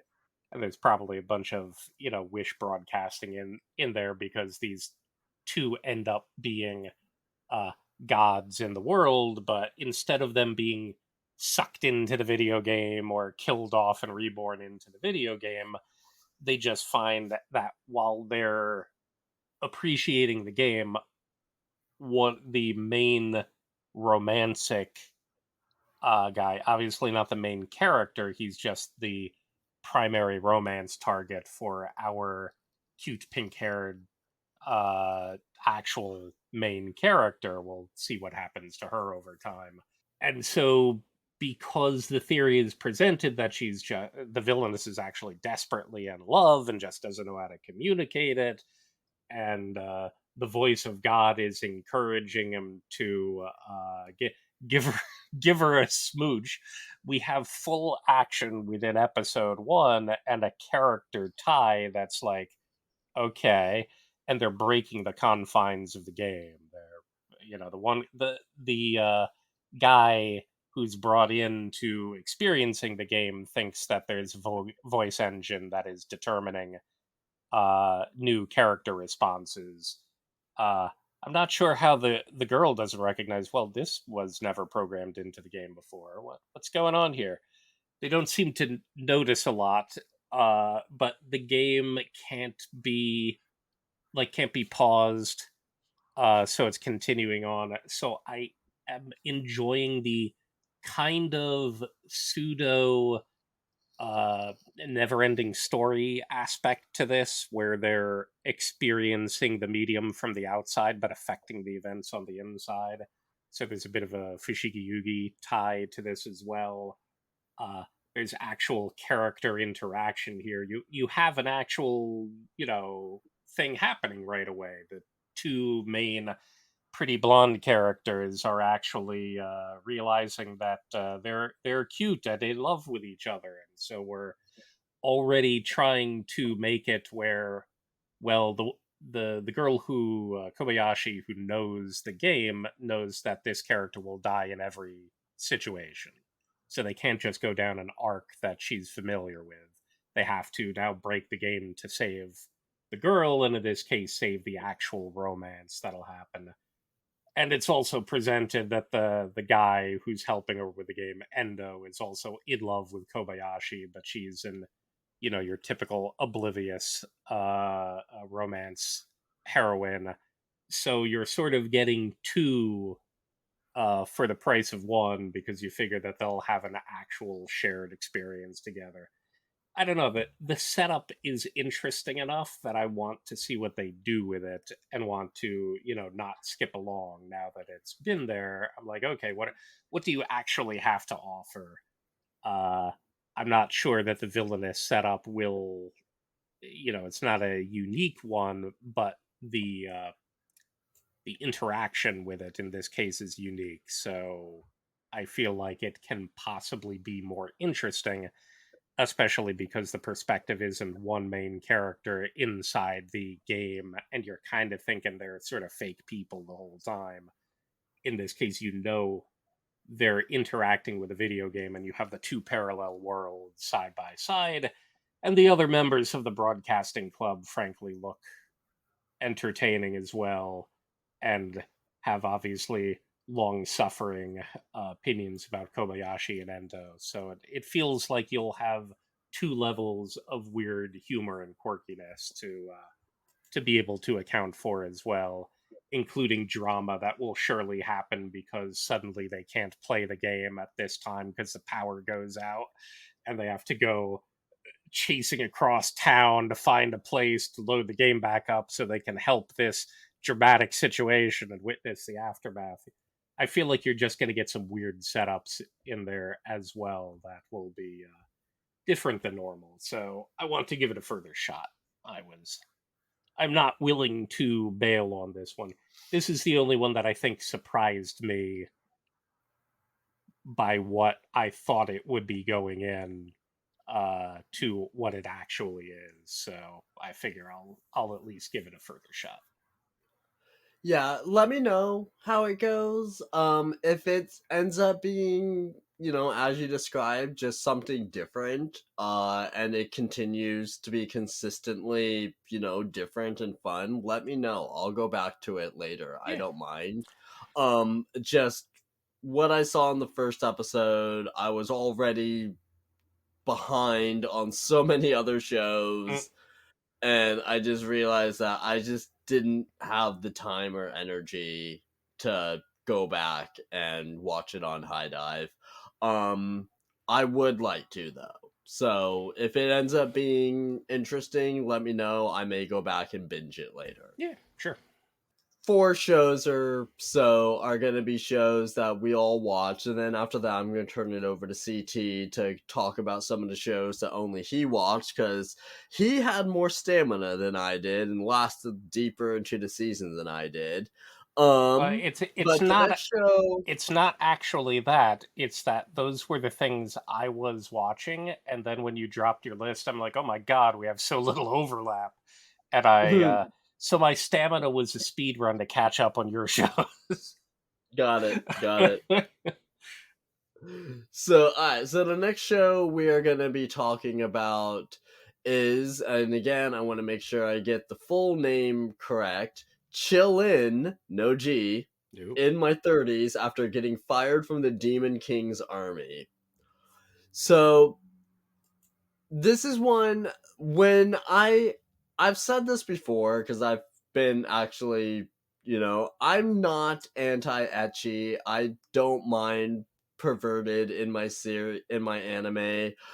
It just needs to not reach a certain level of creepiness. Chilling in my 30s was really the perfect level of ecchi for me. One of my first notes is how much I appreciated that at the 4 minute mark, they had a golden opportunity to do a panty shot, and they chose not to. They didn't do the Uh, panty shot, but you know it happened because yeah, the main yeah, character goes, white, huh? yeah, So exactly. you But they didn't explicitly feel the need to do it. you get the etchy backscatter. Exactly. And I appreciated that. And, from there, the series is exactly as the title says. It is a guy in his 30s who gets fired from the demon army because he can't use magic because it turns out, oh, he's a human and he never realized it. Um, but he is massively OP in every other category. So he becomes an adventurer for this tiny little village in the mountains. He meets the village keeper's daughter, who is very buxom and has cleavage up to her ears, which is really pretty much the extent of the fan service of this series. We get lots of cleavage shots, but other than that, there's not really a whole lot more to it, which I appreciated. It doesn't, I don't always need over the top fan service in my series. This was the right amount for me. Chilling in my 30s overall, I really enjoyed this one. It follows the same typical formula that we've been seeing a lot over the last few seasons of hero gets fired from his party for unjust reasons, and then they realize later on just how awesome he actually is and try to get him to come back without actually admitting that they were wrong. But yeah, this one, it's fun. It's goofy in just the right amount. It's got, decent enough action. It's not an isekai, which is again a point in its favor. So yeah, I plan on continuing this one. It's silly fun for 30 minutes a week, and I can totally deal with that. It's it's not an isekai, but it so feels like an isekai setup. Yes, yes. It's so overpowered there. I do, that Marika is challenging for me with her Yeah, okay. overboard. She is desperate to get her bone on with Daryl. Yes, Just yes. desperate. Now, I like that he, on the other hand, is, more of the being embarrassed by trying to avoid the situation, uh, and not overly ogling or obviously surrounded by a harem. Technically, he will get other people vying for his love, but it comes from the other uh, male adventurer who is utterly a cocky individual and just a real piece of shit in the beginning, but then gets saved from a desperate situation and considers Daryl his brother now. So it flipped 180 degrees. And when Marika in a scene is talking about her husband, oh, I mean husband to be, in the future he'll be my husband. She's already talking about the kids that they should raise in the village. Yes, She is yeah. far gone. And Gashita's like, no, I'll be the one to marry Oni-san. I'm like, all right, I guess I can understand that. Now, one thing, there is false advertisement because Daryl is not chillin' in the slightest. He is a chill individual. He does not become disillusioned, but he immediately joins an adventuring party and slays everything and frees enslaved people from a mithril mine. And he's very involved. He's not chilling at all. Unless you want to say he's so overpowered that all of this is trivial to him, in which case, okay, maybe. And he's being very humble about it. So I feel like my continuing this rides on the strength of Daryl specifically, because I do find him interesting in the. I don't like overpowered protagonist horseshit all the time. And the setup for this guy is just the most overboard to the point where it does get a little bit funny, but it's just Uh-huh. he's been in service to the demon army for 32 years. He was raised by a general of the demon army, one of the four generals, as a child. And obviously, demons look just like humans and are just like humans, except they have magic. So they chant and do all sorts of magic stuff. And Daryl has never exhibited any magic, so when the guy who kind of raised him and saved him is gone, the son of that fourth general, who's obviously been utterly dementedly jealous of the attention Daryl has gotten and the success that he's done, just rebukes him. The reason he's getting fired is not because he's obnoxious, it's just because basically the boss's son has hated him forever. And so the first chance he gets Yes. has to get rid of him is why he's tossed out. But this leads him to the point where he can discover, oh wait, I'm actually a human, I guess. And you learn that humans all have aura-based powers, which allow them to imbue their weapons or their tools, I suspect, with magical powers. They all have extremely lame names. It's a very video gamey thing, which again is one of those obnoxious situations of you do this thing and you're granted this random power, and maybe Yeah. you'll be good at slice. And it's like, here, use this sword. If you can get halfway through that tree after already enhancing this sword, that's probably what you have. And he, slices a redwood giant in twain, and it falls down, really surprising Dad. And then it's like, okay, let's see about Pierce. Here's this bow and arrow, and he basically fires and destroys the countryside. All four powers of slash and pierce and smash and defend he has to a power extent that this 30-year adventurer mayor of this town has never experienced before. And it's like, oh, okay, so now that you exist, by the way, you are essentially uh like five Hercules stacked on top of each other. So Yes. he's stupidly overpowered, but he was not, because he was a guy who was basically chill in this case. He was just a competent administrator and helpful and an extremely good organizer. He was helping, the demon army starts to break down because he's not able to do his competent assistance there, and now he's helping Hmm. on the human side, and everything he does will be to the advantage of this town and these people here, including defeating mighty creatures that entire adventuring parties couldn't take care of before, and other stuff. And it's the kind of setup that usually irks me, and there are some characters who definitely still irk me, but it's going to be the strength of Dariel's presentation that determines whether or not I find it amusing enough to continue to go through. And possibly, quite possibly, but it's just one of those fucking things, man. Like, Yeah, I can we get mean, over like I this? said, it wouldn't shock me.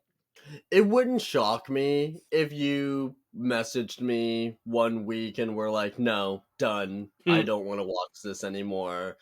But for me, like I said, this scratches my just, stupid itch. It's not deep, it's not anything entirely original, but it's presented in an amusing enough way that yeah, I'll probably stick with it to the end. I don't know if I would stick with a second season. We'll see. But for now, right now, this is scratching an itch. I don't know if it can get one yet. There's only 3 light novels, so there's not a whole lot of source. Well, I mean, it could still get more in the future. Yeah, yeah. Well, yes, but anything can happen. Exactly. So, yeah, we'll see.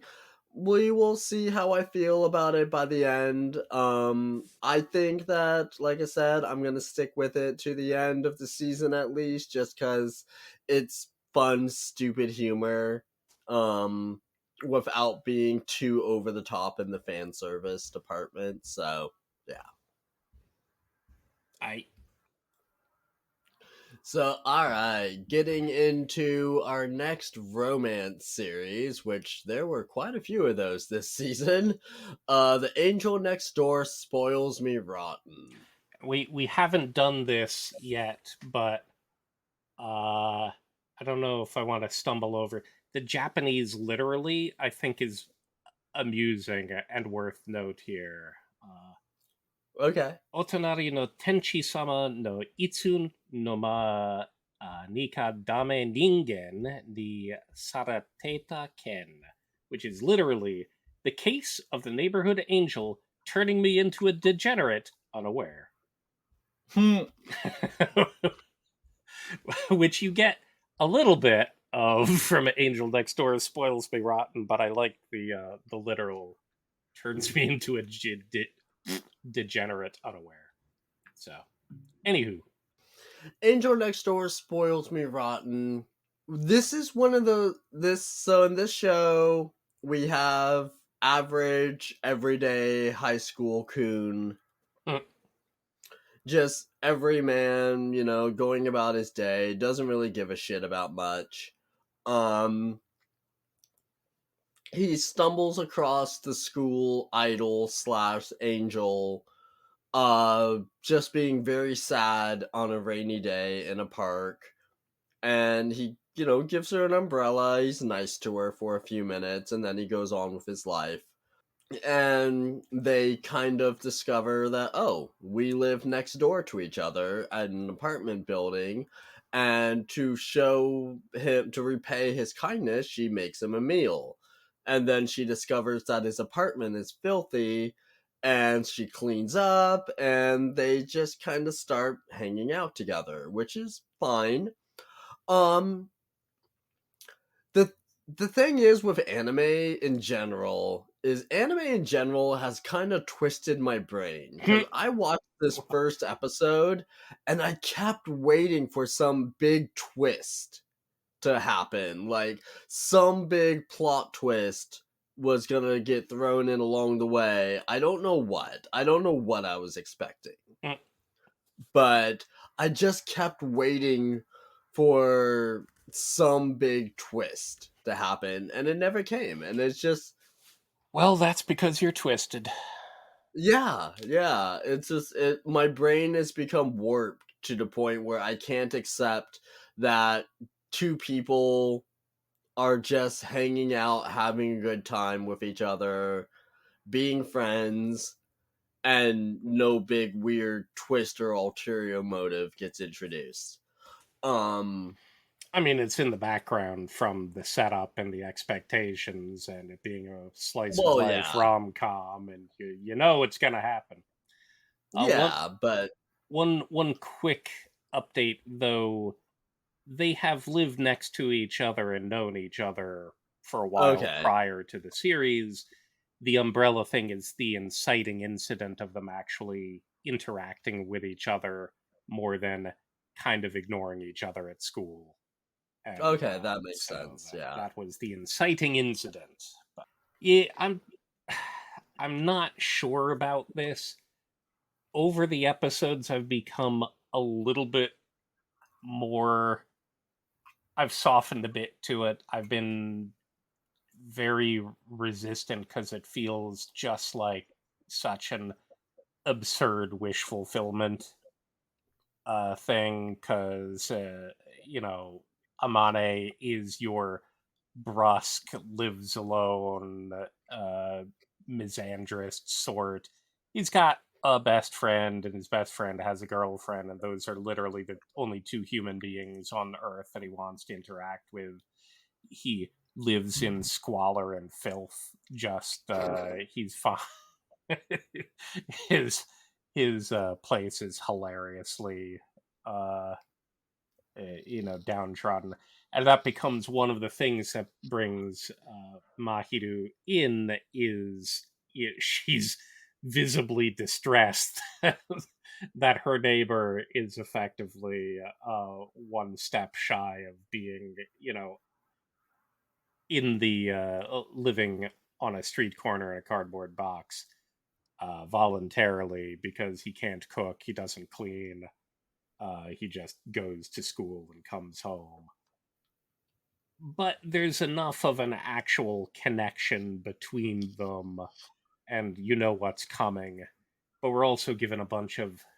Mahiru is playing the stereotypical best girl in school, you know, she's obviously the class goddess, and she tops the scholastic charts, and she's the must be seen as sort of a perfect being type. She's uh, helpful to everyone, and there's some psychological darkness underpinning all of this, which we're given literally every episode when Amane mentions something that you would consider a normal thing, and she reacts to it coldly or with rejection, or saying, "Ah, yes, it would be nice if you had a parent call you by your given name."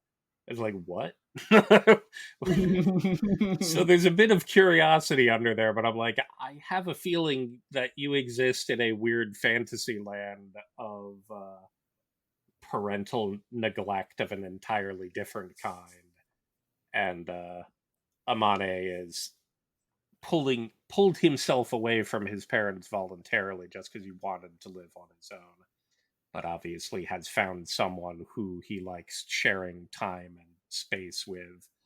But it's literally like the foundation of it is basically kind of a jerk ass, uh, complete life failure, inherits next door goddess who cooks for him daily and cleans for him, and shares his lonely while. And I'm like, yeah, okay, she's benefiting as well, because it seems like her life is also some level of psychological torture that we are not aware of yet.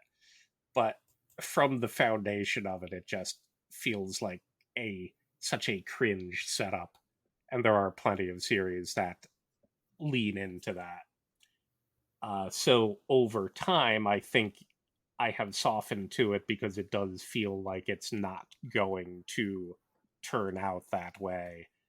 but it's a steep hill that it started climbing from, the word go.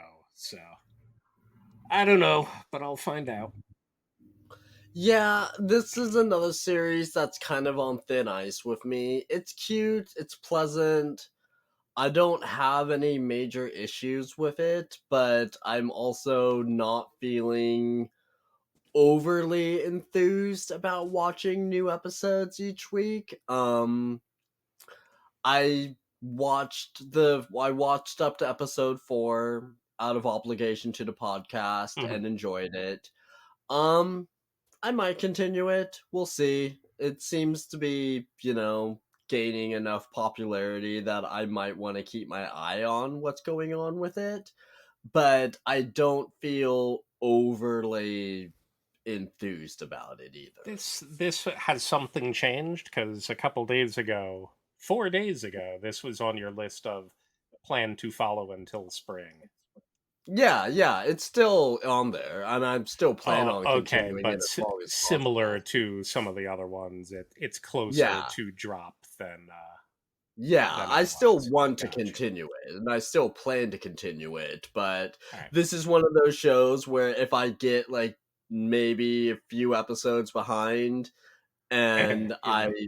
find myself with the option of either marathoning it to catch up or just letting it go until later, Right. It may yeah, just be a shrug and let go. Yeah. yeah, more than likely. Yeah, and so but it's not something that I wanna give up on entirely. Even if I let it go for now, I think I'll come back to it at some point. Moving along, we have 2 more series that we both watched, episodes of, and then like I said, I'm gonna turn it over to CT. So we're gonna skip around a little bit. The next series in broadcast order that we both watched was another original called High Card. Yeah. This So this is by Studio Hibari, who is not one that I'm too familiar with. they haven't done a lot as far as I'm aware. Eh, I don't recall. I know they've done other series. I'm having trouble thinking of any though. their last series was like Clean Freak Aoyama Kun 5 years or 6 years ago, so Yeah. they're not called upon too much. I feel like they did more things that I'm familiar with earlier on, like Moonlight Mile, but Uh-huh. yeah, I don't feel like it's a. I guess they have subsidiary. One of their subsidiaries is Studio Lerch, and them I'm more familiar with lately. Ah, gotcha. Laplace and well, Classroom of Elite, which is currently playing that neither of us watched. So So, High Card, it is magical playing card series, except for it's a lot darker than, say, Card Captor Sakura. or well, I guess Wicross is darker, but yeah, not in this fashion. But yeah, this is magical playing card series. A set of 52 cards have been released, through shenanigans into this world.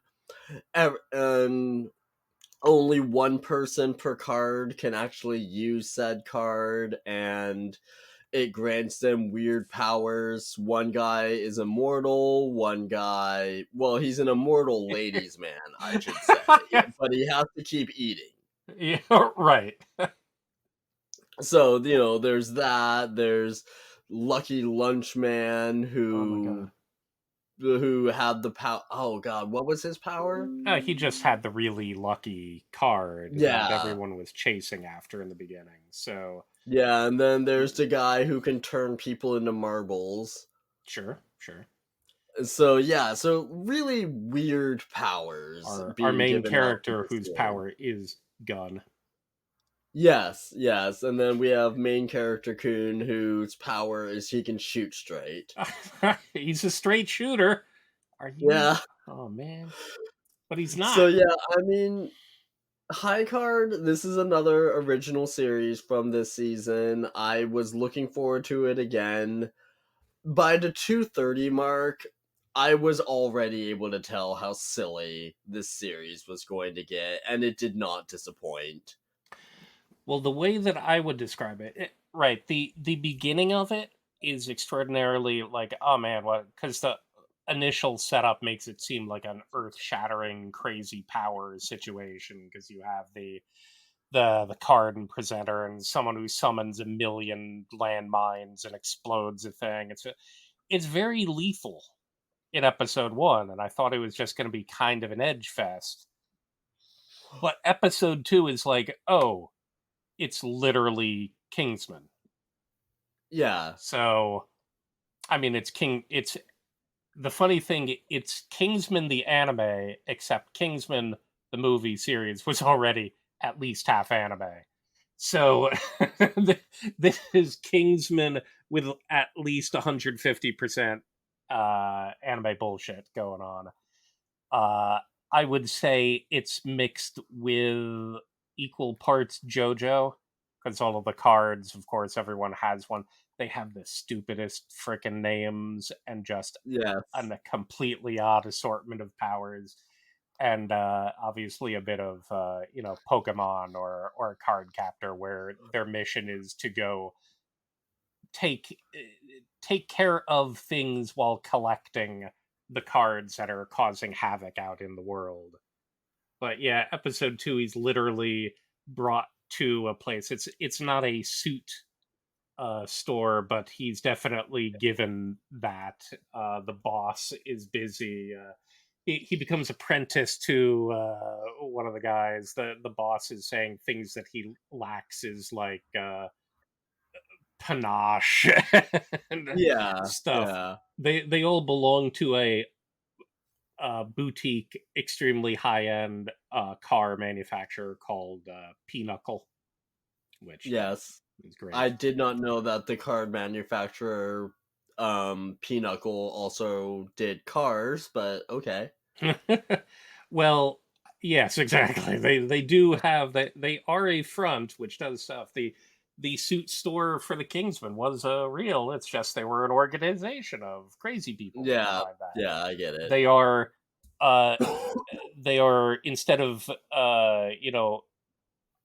in in service to the queen, they're in service to the king of their nation. The king's tasking them basically to collect all of these cards. So as of episode 2, though, it's like, oh, it's while there will probably be extra murdery things here and there, it's going to be in the Kingsman way, where it's kind of a Looney Tunes sketch version of it. Mhm. So yes, it has leaned into extremely non-serious stuff, especially when Best Girl Wendy is finally given a scene. You're wondering what they're gonna make of her. You get a scene with her being.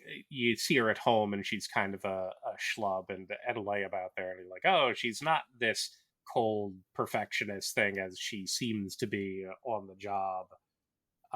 She has this history with the card which summons a sword, which she inherited from her father. And I'm not sure how, because didn't the whole deck exist and got spread out onto the You know, land in the I was a little beginning confused scene? about that too, but I was willing to let it go. Like, maybe it happened much further in the past than it's sort of implied it is, because it just moved to a scene. But it feels like it would have to be her entire life, and the king didn't look like he was a teenager in the opening scene. So yeah, maybe it wasn't a full deck. They weren't playing with a full deck. Yeah, card fun. But when there's a dangerous situation where Wendy has to pull out her ace of spades and summon love and peace, which is her sword, to take care of the situation, the sword eventually transforms her into a sentient, crazy person who's just going to go Yes. after anyone and everyone until the sword is driven from her hand. So it's like, oh, okay, this is a pile of odd So I'm due to the fact that it's just weird. Even the parts of it, the visual style is good. Parts of it make me feel a lot like was tickling my brain a moment ago. But the other the Pretender or Great Pretenders, the other Yeah. gambling and conning Mhm. focus thing. And then so I thought it was going in that direction just with more edginess, and then it went in a completely different direction, and now it's JoJo Kingsman, and I'm like, all right, whatever, sure, why not? No one can say anything about it, so we'll see what happens. It's I do tend to stick with uh, anime original ones that no one knows anything about, just to see what happens and see how the community embraces it or not. PA Works obviously does this a lot, and a number of them are fun enough that I stick with, even if they ultimately don't amount to much and the community doesn't care a whole lot, like our whack, wacky Wild Western races across the United States a few seasons back. But Yeah, but to be fair, Apare Ranman was good. That was a good show. I I liked don't care Apane what Run anybody One, and it had says. a friggin' banger OP. Yeah, it OP, did. all bangers. So, alright, but getting back into High Card, I gotta say, like the first episode was okay. It got my attention. Episodes 2 and 3, my attention started to wane a little bit. It was like when they started establishing just how weird these powers were gonna get. My attention started to drift a little bit. Wendy was saving grace of this show. Mhm. If Wendy had not appeared when she did, I probably would have dropped this one. Um, Well, that was see. Here you are. You're officially lending credence to it should be a 4 episode test and not a 3 episode test, because that would be yeah, so dumb. yeah. Wendy was the saving grace of this show, and if I watching to the end means that I just have to sit through, things like Immortal Ladies Man and Lucky Lunchman and shit like that to see more Wendy, screw it, Mm. I'll do it. You do know that Lucky Lunchman died in episode 1, Yeah, I know, but I meant like characters along those lines. okay, like the incompetent brother is kidnapping the rich boy who turns out to be their manager. Yeah, yeah, exactly. I did So enjoy I Meeks. so my verdict for this one is I'm gonna continue it. You know, we'll see. Maybe it'll turn me off to the point where even the promise of more Wendy is not enough to get me to keep going. But far as I'm aware right now, I'm willing to stick with this to the end and see where it goes. Sure. So, alright, the last show that you and I both watched episodes of, let me make sure I got the full title right of this. I need to scroll down a little bit. Scroll. Reborn to Master the Blade, from Hero King to Extraordinary Squire. There you go. Thank you. So, reincarnation series, which is nice. Is it? Yeah, it's not an isekai. So, What are you that's talking something. about? It's literally an isekai. It's a It's reincarnation series. He's not in this. He's not he did go.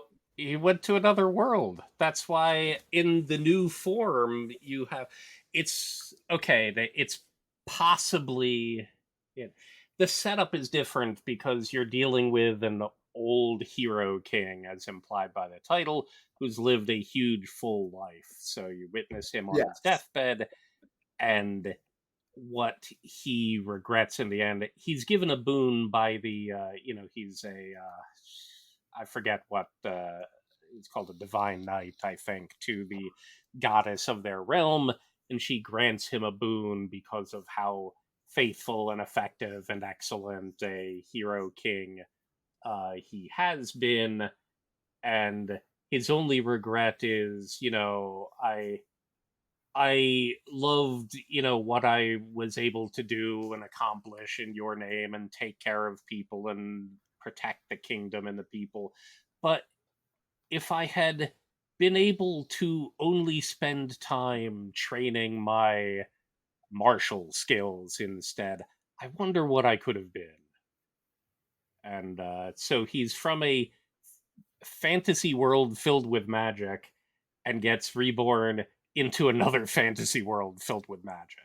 So it's a I spin. got the impression that he wasn't born in a different world. It's the same world, just a different, like, enough time has passed that It's things are different. possible that it's the same world thousands of years later, and indeed by the end of episode 4, you're wondering. But as the divine knight, he was imbued with ether powers, and no one wields ether here. They have aura magic and a completely Mhm. different kind of magic and a complete it feels like right it feels like it's either another world or something where the world has changed so much that it doesn't resemble where you came from at all. I'm Yeah. fine with it being either, but come on, people consider Inuyasha an isekai as well, and that's just traveling through time, but also there's magic and monsters. Yeah, I Uh, get it, but still, this is reincarnation, yeah, not isekai. I will die on this hill. all right, but I'm just saying. it's pretty much isekai because he's granted the whole setup boon is the same goddamn thing. I Dies, get it. I get your point. I totally get your point. and then But still, dies and becomes OP. I'm being pedantic about Unbelievably this. OP. Leave me alone. But he was a truly, he's like a 90-year-old old dude when he died, and he's reborn as a Yeah. girl. So he will experience life as the OP swords master, blade master in the you know, beautiful girl body at this time. So you know, that's different. Yes, yes. So, alright, getting into the actual details of this series. The first episode had me pretty locked in. I was enjoying the first episode, especially when he was reborn into the baby form. And within the first few minutes, the baby is trying to go into battle. Baby can shoot magical lasers. I was digging on that. I yeah, there's a level of I knew the OP setup was coming. I wasn't sure to what degree it would be, but I figured extraordinarily overpowered was coming down. Yeah. I was drawn in when Goo Goo Gaga Baby saves everyone with a Yes. Kamehameha that destroys like a giant dragon just by staring at it. It's like, I should be able to do this, right? Zap.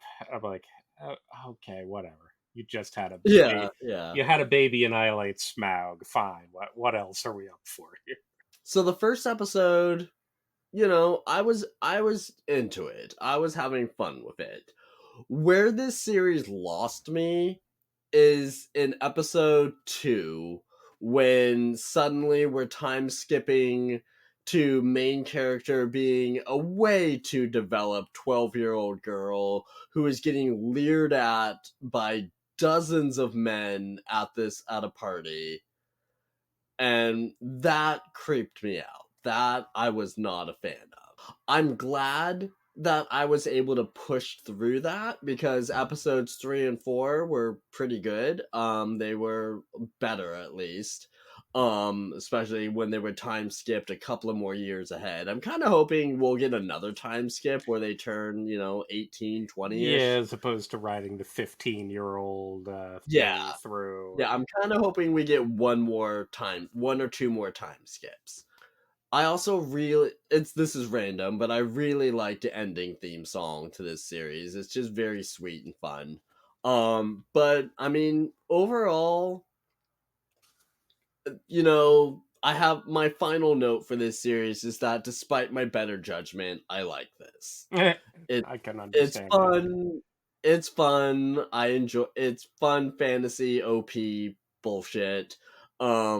This is another one that I plan on continuing as far as I can. If I end up falling behind, I may end up putting it aside until later, but this is one that I would like to watch weekly as much as I possibly can. Yeah, yeah. I read again the stupidly OP main character reborn, yeah, isekai that reincarnated. I don't really care. I Uh, know, I know. it's a bit tiresome. It's an okay enough spin on it. It's not playing out everything it should be because as much as it makes sense from a certain things from the perspective of lived an obnoxiously huge life rather than young adults cut off in their prime, and that's when they got reborn, or literally someone of the same age and they were a teenager and all they did was redo their childhood to catch back up to their natal age. There's something I wish they would lean into it a little more.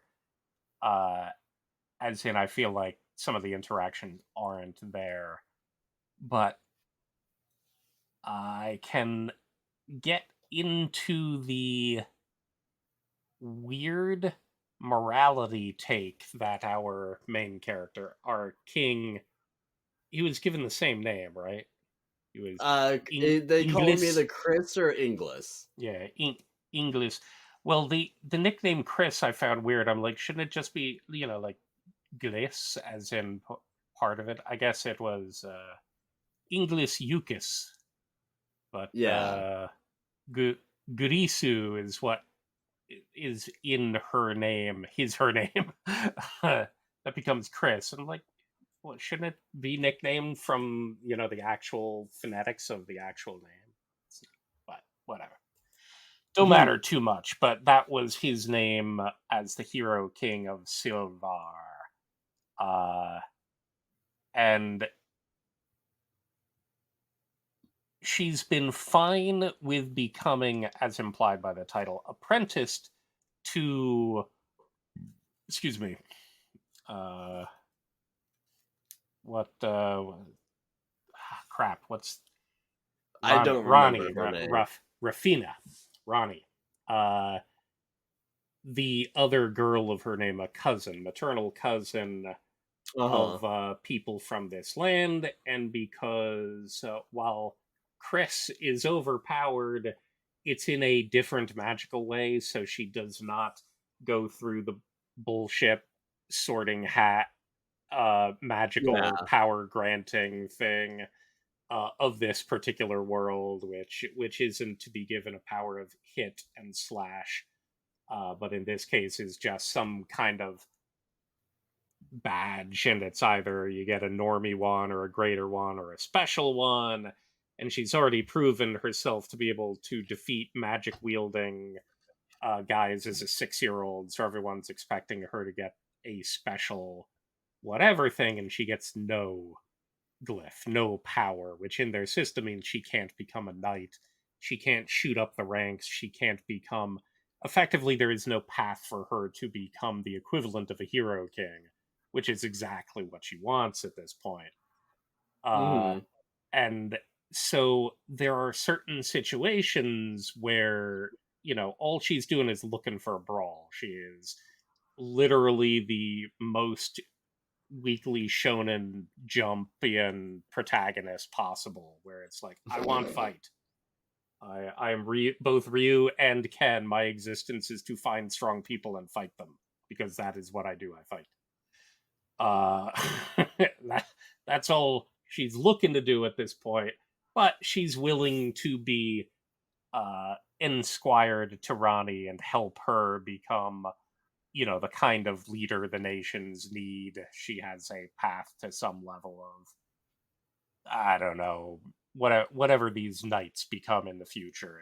It's not entirely known, but they're going to Knight Academy, and they're on a path to becoming some level of leadership role, which is exactly what our hero king turned martial queen, as it were, doesn't want to do. So you get into situations where it's like, well, this person's um experience, you would usually expect their morality to reflect their age and their experience, but you can see that Chris is taking pains to avoid all of it, to the point of allowing detrimental situations to happen be- because now she will not do that. It's like, I will not open the path for me to repeat what I was before.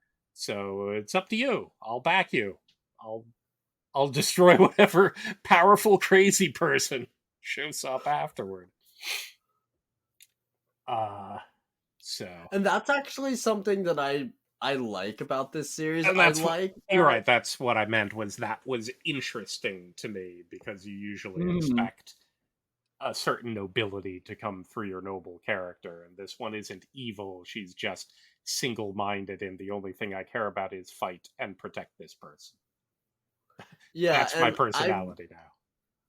I like that our main character is not main character, she's Squire.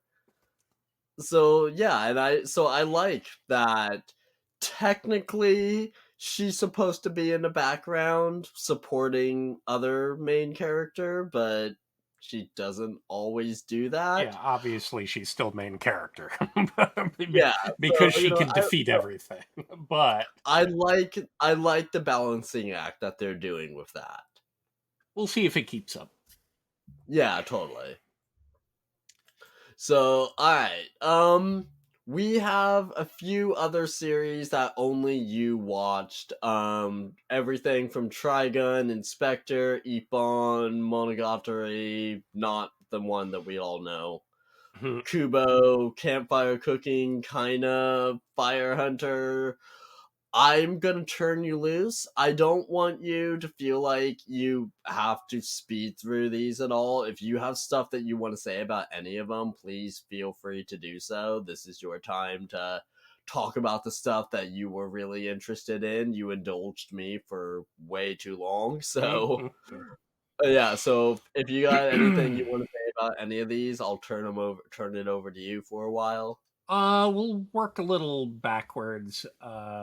Kubo-san Won't Let Me Be Invisible is a high school romantic comedy. It does come across as a bit wish fulfillment because you have your uh, completely ordinary schoolboy to the point where no one even notices if he's in class at all. But there's, the cutest girl in the school pays attention to him and is a bit teasing for him. But you get to learn that it's more she's trying to help him stand out and help him get confidence. She likes him for whatever reason. It probably doesn't matter. It doesn't go down the path of your teasing master Takagi's, even though it feels kind of like it's going to from the beginning. Uh, I'm not going to keep up with the anime on this one because the anime adaptation is not much. This has been in the Jump Plus app, so I've been reading it from the beginning. It's like 4 chapters from ending, so probably the TV series will incorporate the whole run. It's worth giving a shot and seeing if you like it. I'm not going to continue, but that's not a statement on the quality of the series. You'll know very quickly if you enjoy it. The campfire cooking in another world with my absurd skill is, kind of a dopey isekai setup. Uh, he's an abused upon salary man who got reincarnated here. It kind of feels like the Shield hero setup in that everyone else, when they were summoned to be magical heroes, got important magical artifacts and important things to do, and he got a boner. and everyone hates him, and then he went off on his own. This guy isn't here. He just comes in, and the skill he's given is effectively the power to buy shit from an online supermarket. He literally has, Amazon as a magical power where he can feed money into it and buy stuff. But that Okay. doesn't let him be a hero in the land. So he decides to go forge out on his own, and he's just going to travel around. And he finds out that what it's mainly handy for is getting, cooking materials and interesting things. So he joins a party and becomes their chef as he's going along. Uh, and the other interesting shtick is when they kill a beast out there on the road, he decides to, purchase a bunch of uh, uh, things to make the meat taste good, and everyone really loves it.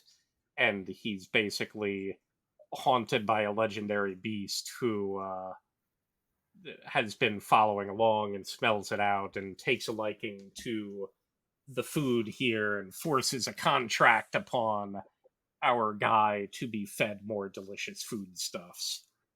Uh, so it's a weird setup. Obviously, I have no real clue where it's going. I'll probably follow it a little bit more, maybe skip it along to see if it's going to do anything interesting. Unlike the farming one, I think it has a quirkier nature to it that might be interesting, but it's another one of those isekai setups that I don't always think has legs. So who knows? Kinda and the Great Snow Sea and Fire Hunter are both things that I was looking at from outside just by looking at their descriptions and art style and other stuff.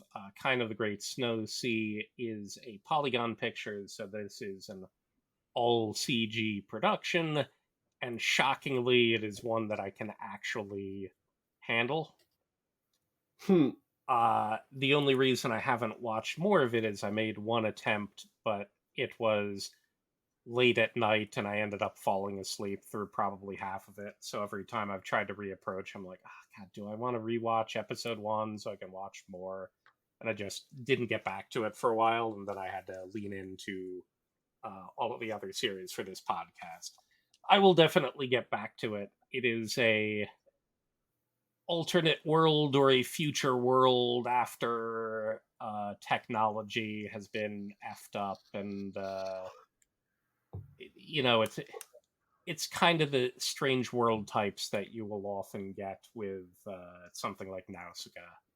I don't know the nature of it yet, but it's interesting enough to follow along. The Fire Hunter is apparently a distant future world where human physiology has weakened so much that people are uh, they're much less healthy. So there's a lot of toxicity that's going on. They're trying to survive.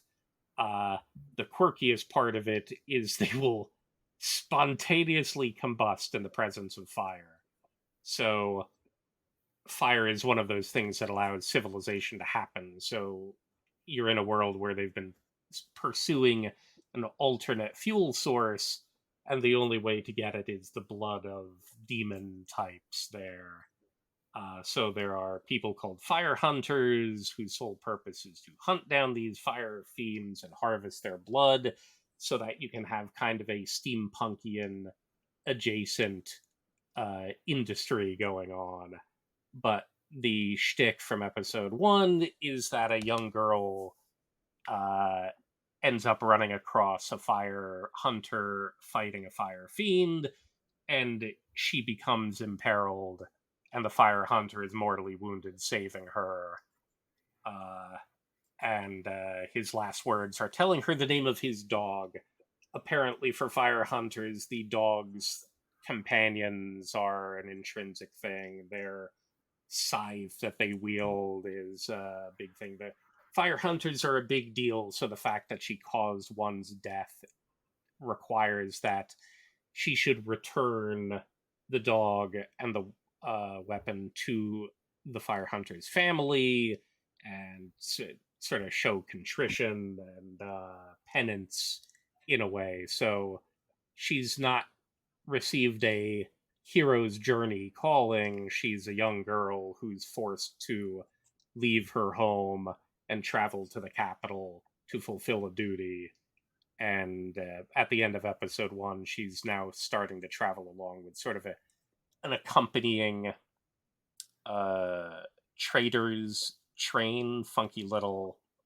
This is part of the industry thing and the kind of steampunkian sort of thing. It's a couple essentially roving trade markets that are moving along, but they're going to go through territory, and it's going to be like a 6-month journey to get to the capital at least.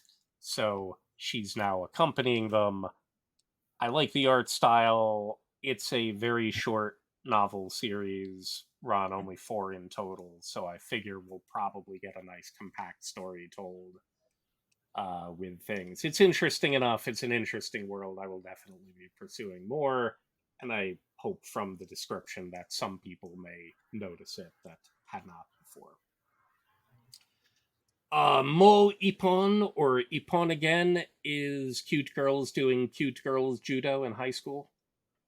Uh, there's not much to say about it except if that premise feels like it's interesting to you, then sure. It's a basically girls sport thing. One girl is, doing judo in middle school, and her final. She's disappointed in her final bout. Their team lost, and she lost against a sharp opponent. She wanted to go out with style, but then it's like, okay, well, I never have to do this again anymore. I can join real clubs in high school. I can study. I can get a boyfriend. I can do normal girl things. But finds, of course, that the girl who defeated her in her final match is at her high school and is desperately trying to keep the club together, uh, and sort of convinces her in a roundabout fashion, the best friend of our main character and this new girl, to get her back and realize that, even though it was painful and sweaty and very inconvenient, it was something that she loved and wanted to get back into. And so therefore it's a building up your team from nothing kind of thing, inspired by sports stuff. But obviously just girls judo. So not not unlike many other series, but I think it is. I think it is well handled. So,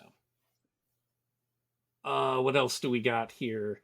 Trigun Stampede is Spectre and Trigun. Trigun Stampede is probably the thing that would interest more people because it's one of the larger. Okay, out of nowhere, Trigun has been recreated, but it's also not being recreated in the normal fashion. It's what's it? It was picked up by Orange, so again, it's another all CG venture.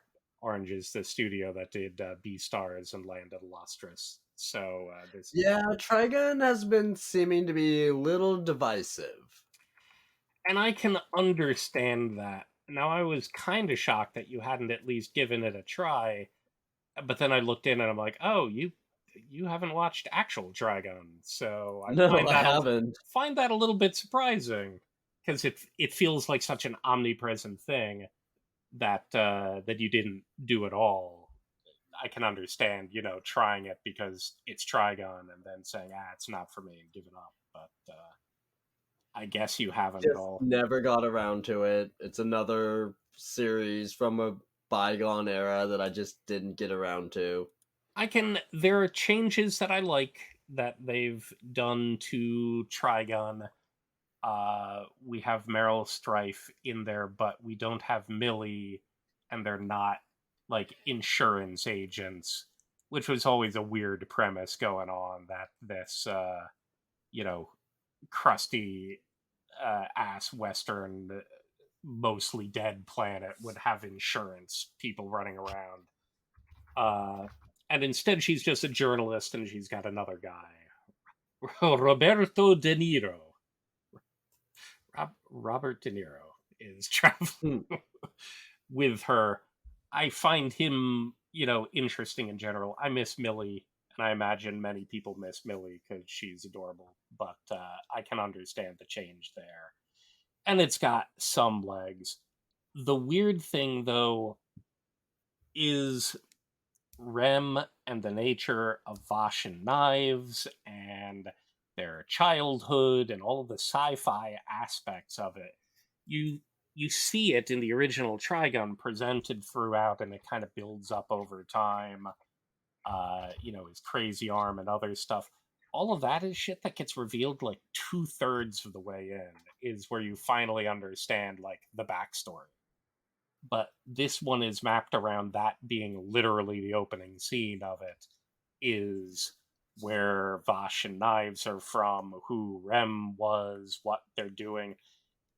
So it's definitely trying to tell the story in a different fashion from the leading first with the crazy sci-fi aspect of it, rather than the acclimating into it where you think it's a bit more straightforward, except here's this wacky Vosh the Stampede guy going around. So far it's interesting. I don't think it will have the overall appeal or legs that the original did. I think it's worth checking out. I think a lot of people will indeed be on the negative side of the divisiveness angle, especially because there's also, I feel like there's comparison limitations with the old CG aspect of it, because it's also not done in the way that Beastars and Land of the Lustrous are, where they can very much take on a visual style that melds into the 3D CG nature of it and fits with it. This one is still trying to chase an already established look, Night Owl's character designs and what people already know about Trigon as well. They still have to chase enough of those elements that I think the 3D-ness of it is playing against it in many ways. It's well handled. They're a good studio. It hasn't driven me nuts, Hmm. which a lot of 3D CG things can. So honestly, that's two of them where I'm a little shocked that I can actually get through to fully 3D CG works. But I'll follow it along and see what happens. And then the last thing that's more of a, I think, me wanting to convince people is Inspector, which season one. Wow, my brain is. I feel like it's been way longer than 2020 when it came out. I suppose To because be it was fair, that was pandemic years. pre-pandemic, my, That my was brain pandemic has. years. I know, Those years right? lasted like 8 times Exactly, longer. and I mean that is still 3 years ago, so I guess that's enough. It just feels like more. So it's in season two. It's doing more of same. The setup is that you have a girl who, when she was 10 years old, was lost, and she was discovered at some point later, missing an eye and missing a leg, with no explanation as to what went on. The actual explanation is that she traded her eye and um, leg effectively to become the goddess of wisdom for yokai in the world. Yokai are a thing, but for the most part, they don't try to haunt humans. They try to avoid them as much as possible. They're afraid of a lot of humans. They're just trying to do their own thing off to the side, and it reflects the nature of think people thinking of things super as supernatural superstitions, uh, instead of a world that's filled with magic and other stuff. So she tries to as their goddess of wisdom, she's there to settle quarrels between yokai. She's there to help them when they're in a bad situation. She's there to be their intermediary to the real world in all forms. Uh, and she's been taking this on for a while, but she ends up falling in love almost instantly with some guy. It's just a totally, oh man, he's totally my type. Uh, who has been, she's been going into and out of hospital with her condition. The boy has been going into and out of the hospital because he was visiting a cousin there. Um, and she becomes interested in him right away after meeting him, but this dude has a fiance, and so a few years pass, and then the setup to series one is basically a few years have passed since she first saw him, and has been kind of pseudo stalking him ever since. A little bit. Her interest has always been on high, and she's been looking for an in.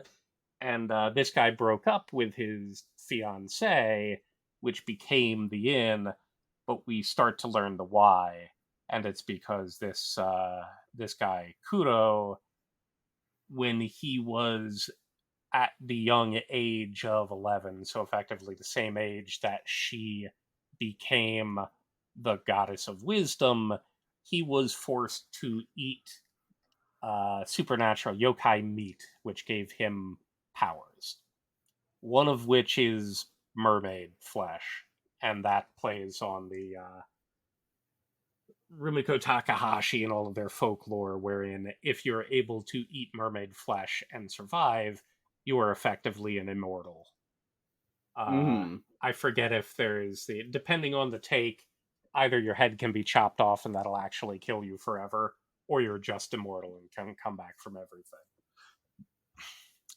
Uh, that's not special enough, though. The other thing is he was forced to eat the meat of a kudan, which is a yokai I had no knowledge of before this series. It's a weird kind of mutilated cow sort of thing, and it was said to predict disasters and other things. It had prophetic visions, or yes, prophetic visions, and whatever vision it had would definitely come true.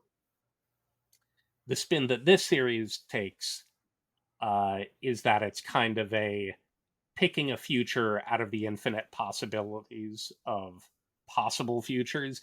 It is selecting one, and it's usually a bad thing. Now, thankfully, what happens is once the Kudan has made a prophetic uh, vision, it dies. So it spends its life doing that. Um, but Kuro can't die. So he comes, well, sorry, he does die. He just comes back to life.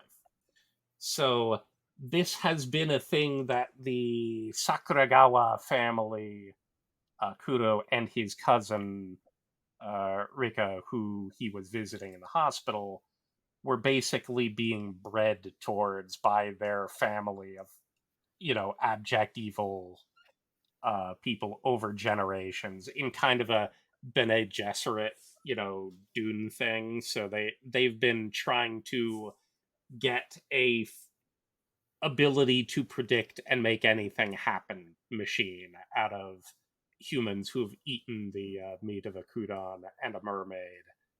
Uh, excuse me. And yokai are terrified of their very existence. So Kudo broke up with his fiance because he had an encounter with a yokai, uh, and it wasn't that he was afraid of it or that his fiance was afraid of it. I mean, she was, but she overreacted in this case to the fact that it was terrified of Kudo and screamed and ran away. She knew about his healing powers as well, instantaneous healing.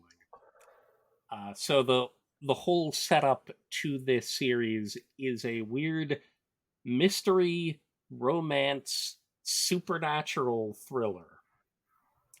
Because what's going on is Rika is a bit more demented than her cousin is, and she's trying to use her power of immortality and future creating to screw with the balance of, yokainess and supernatural occurrences, which brings her into direct conflict with Kotoko, the goddess of wisdom, who's trying to make everything nice and happy and let everyone exist in their own world properly.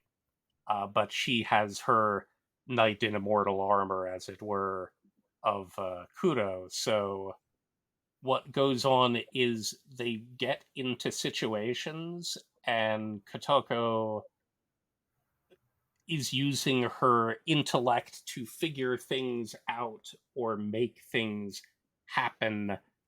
Sometimes with Kudo's abilities, sometimes not.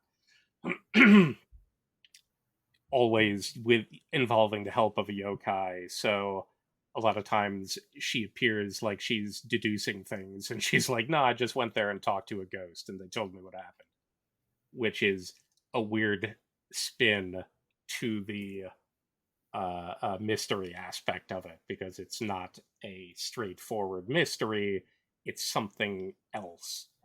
Uh, she lies like the Dickens just to make things happen the way that she has decided that it should fall out. So if she thinks it's best for these two people to believe a certain thing, she will lie. She has no compunction. She has almost no straightforward morality to her, which I find hilarious. Uh, One of the things to mention is that her presentation is that of people confuse her with an elementary schooler, which kind of gets, may involve a squick factor for some people, but, she's the most mature and intelligent person involved in any situation. She's kind of perverted. She's been chasing, she has a biting sense of humor and everything else. I just adore her personality and presentation a lot as a rather, uh, you know, completely passive, aromantic guy, which is much like Kudo in this case.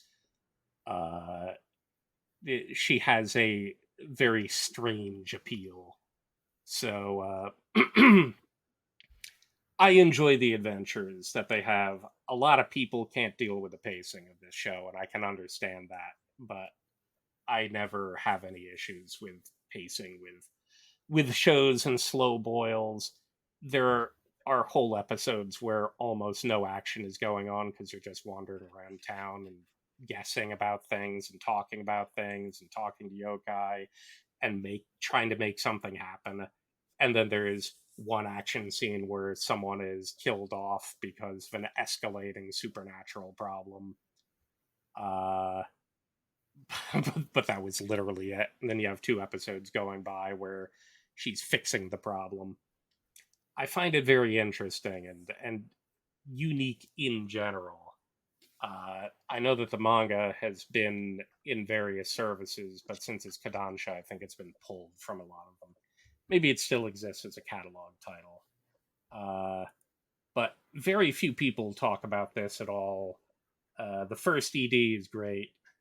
I just enjoy the humor and Kotoka's mannerisms, so I've been excited since the end of season one for it to come back, and it has, and it's great. And there's a great weird like mystery arc which just involves the conceivable romance between a Yukiona and some other guy who finds himself at the center of the murder of his ex fiance, and you know, trying to figure out the mystery and all of the other stuff. And every time it's just such a weird take on what's going on. Because again, Kotoko probably already knows what actually happened, and what she's trying to do is make the proper results there, even if she has to lie to people, even if she has to trick the police, anything else. So it's such a weird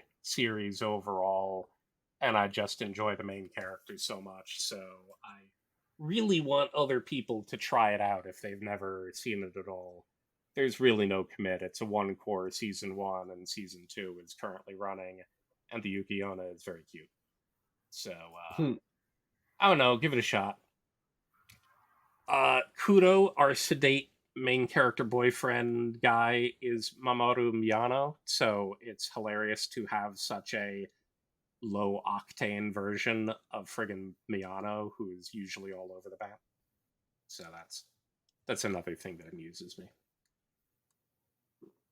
But hey, I gave my pitch for Inspector. So, do we have any other seasonal shows that we want to talk about before we wrap things up? I don't know. I think we covered everything that we has watched. Was there Yeah, I think anything? so. And we've gone, I think this is our longest podcast ever. We've gone over 3 hours. Yeah, quite possibly. Quite possibly. Well, I mean, I could tell it was going to go pretty long when we were getting around to, Revenger time. And I'm like, oh, it's been like, an hour, 20 minutes, and we have only gotten through a third of the list. This is gonna push it. But, So, all right, let's go ahead. Let's wrap things up there at this point. Thank you, CT, for indulging me in all the seasonal anime that you ended up watching because I wasn't watching what you were watching. I thank you for sitting down and chatting with me for over 3 hours. It was a sure. lot of fun, as always. Gotta thank the audience for putting up with this. I was getting there. Indulging us for this amount of time. Hopefully, it has been of service. And yes, thank you to all of you who are listening right now. Thank you to those of you who have been sticking with us for multiple episodes. Thank you to those of you who are just now discovering us via the magic of YouTube. As I mentioned at the beginning of the show, we are still working through our backlog of previous episodes. I'm getting those uploaded as fast as possible. I hope that you enjoyed this. Next month, we will be back with our Otaku in Training format, where it'll be me, CT, and 3 trainees. Now we'll have Bran, Bama, and Brittany joining us to talk Okay, about we Steins Gate. seriously need a non-B newbie, or is that the Yeah. too many So, B's? and on that note, I hope that you will please hit that like, share, and subscribe button. It does us a world of good. Smash all the buttons. And yes, smash all them buttons, including the little bell thing. Apparently, that's really important. Smash the bells too. Smash Yes. them. So, and until we talk again, have a great night, everybody. We'll talk to you all soon. Good morning, folks. It's 11 minutes past midnight now, so I'm going to turn into a pumpkin.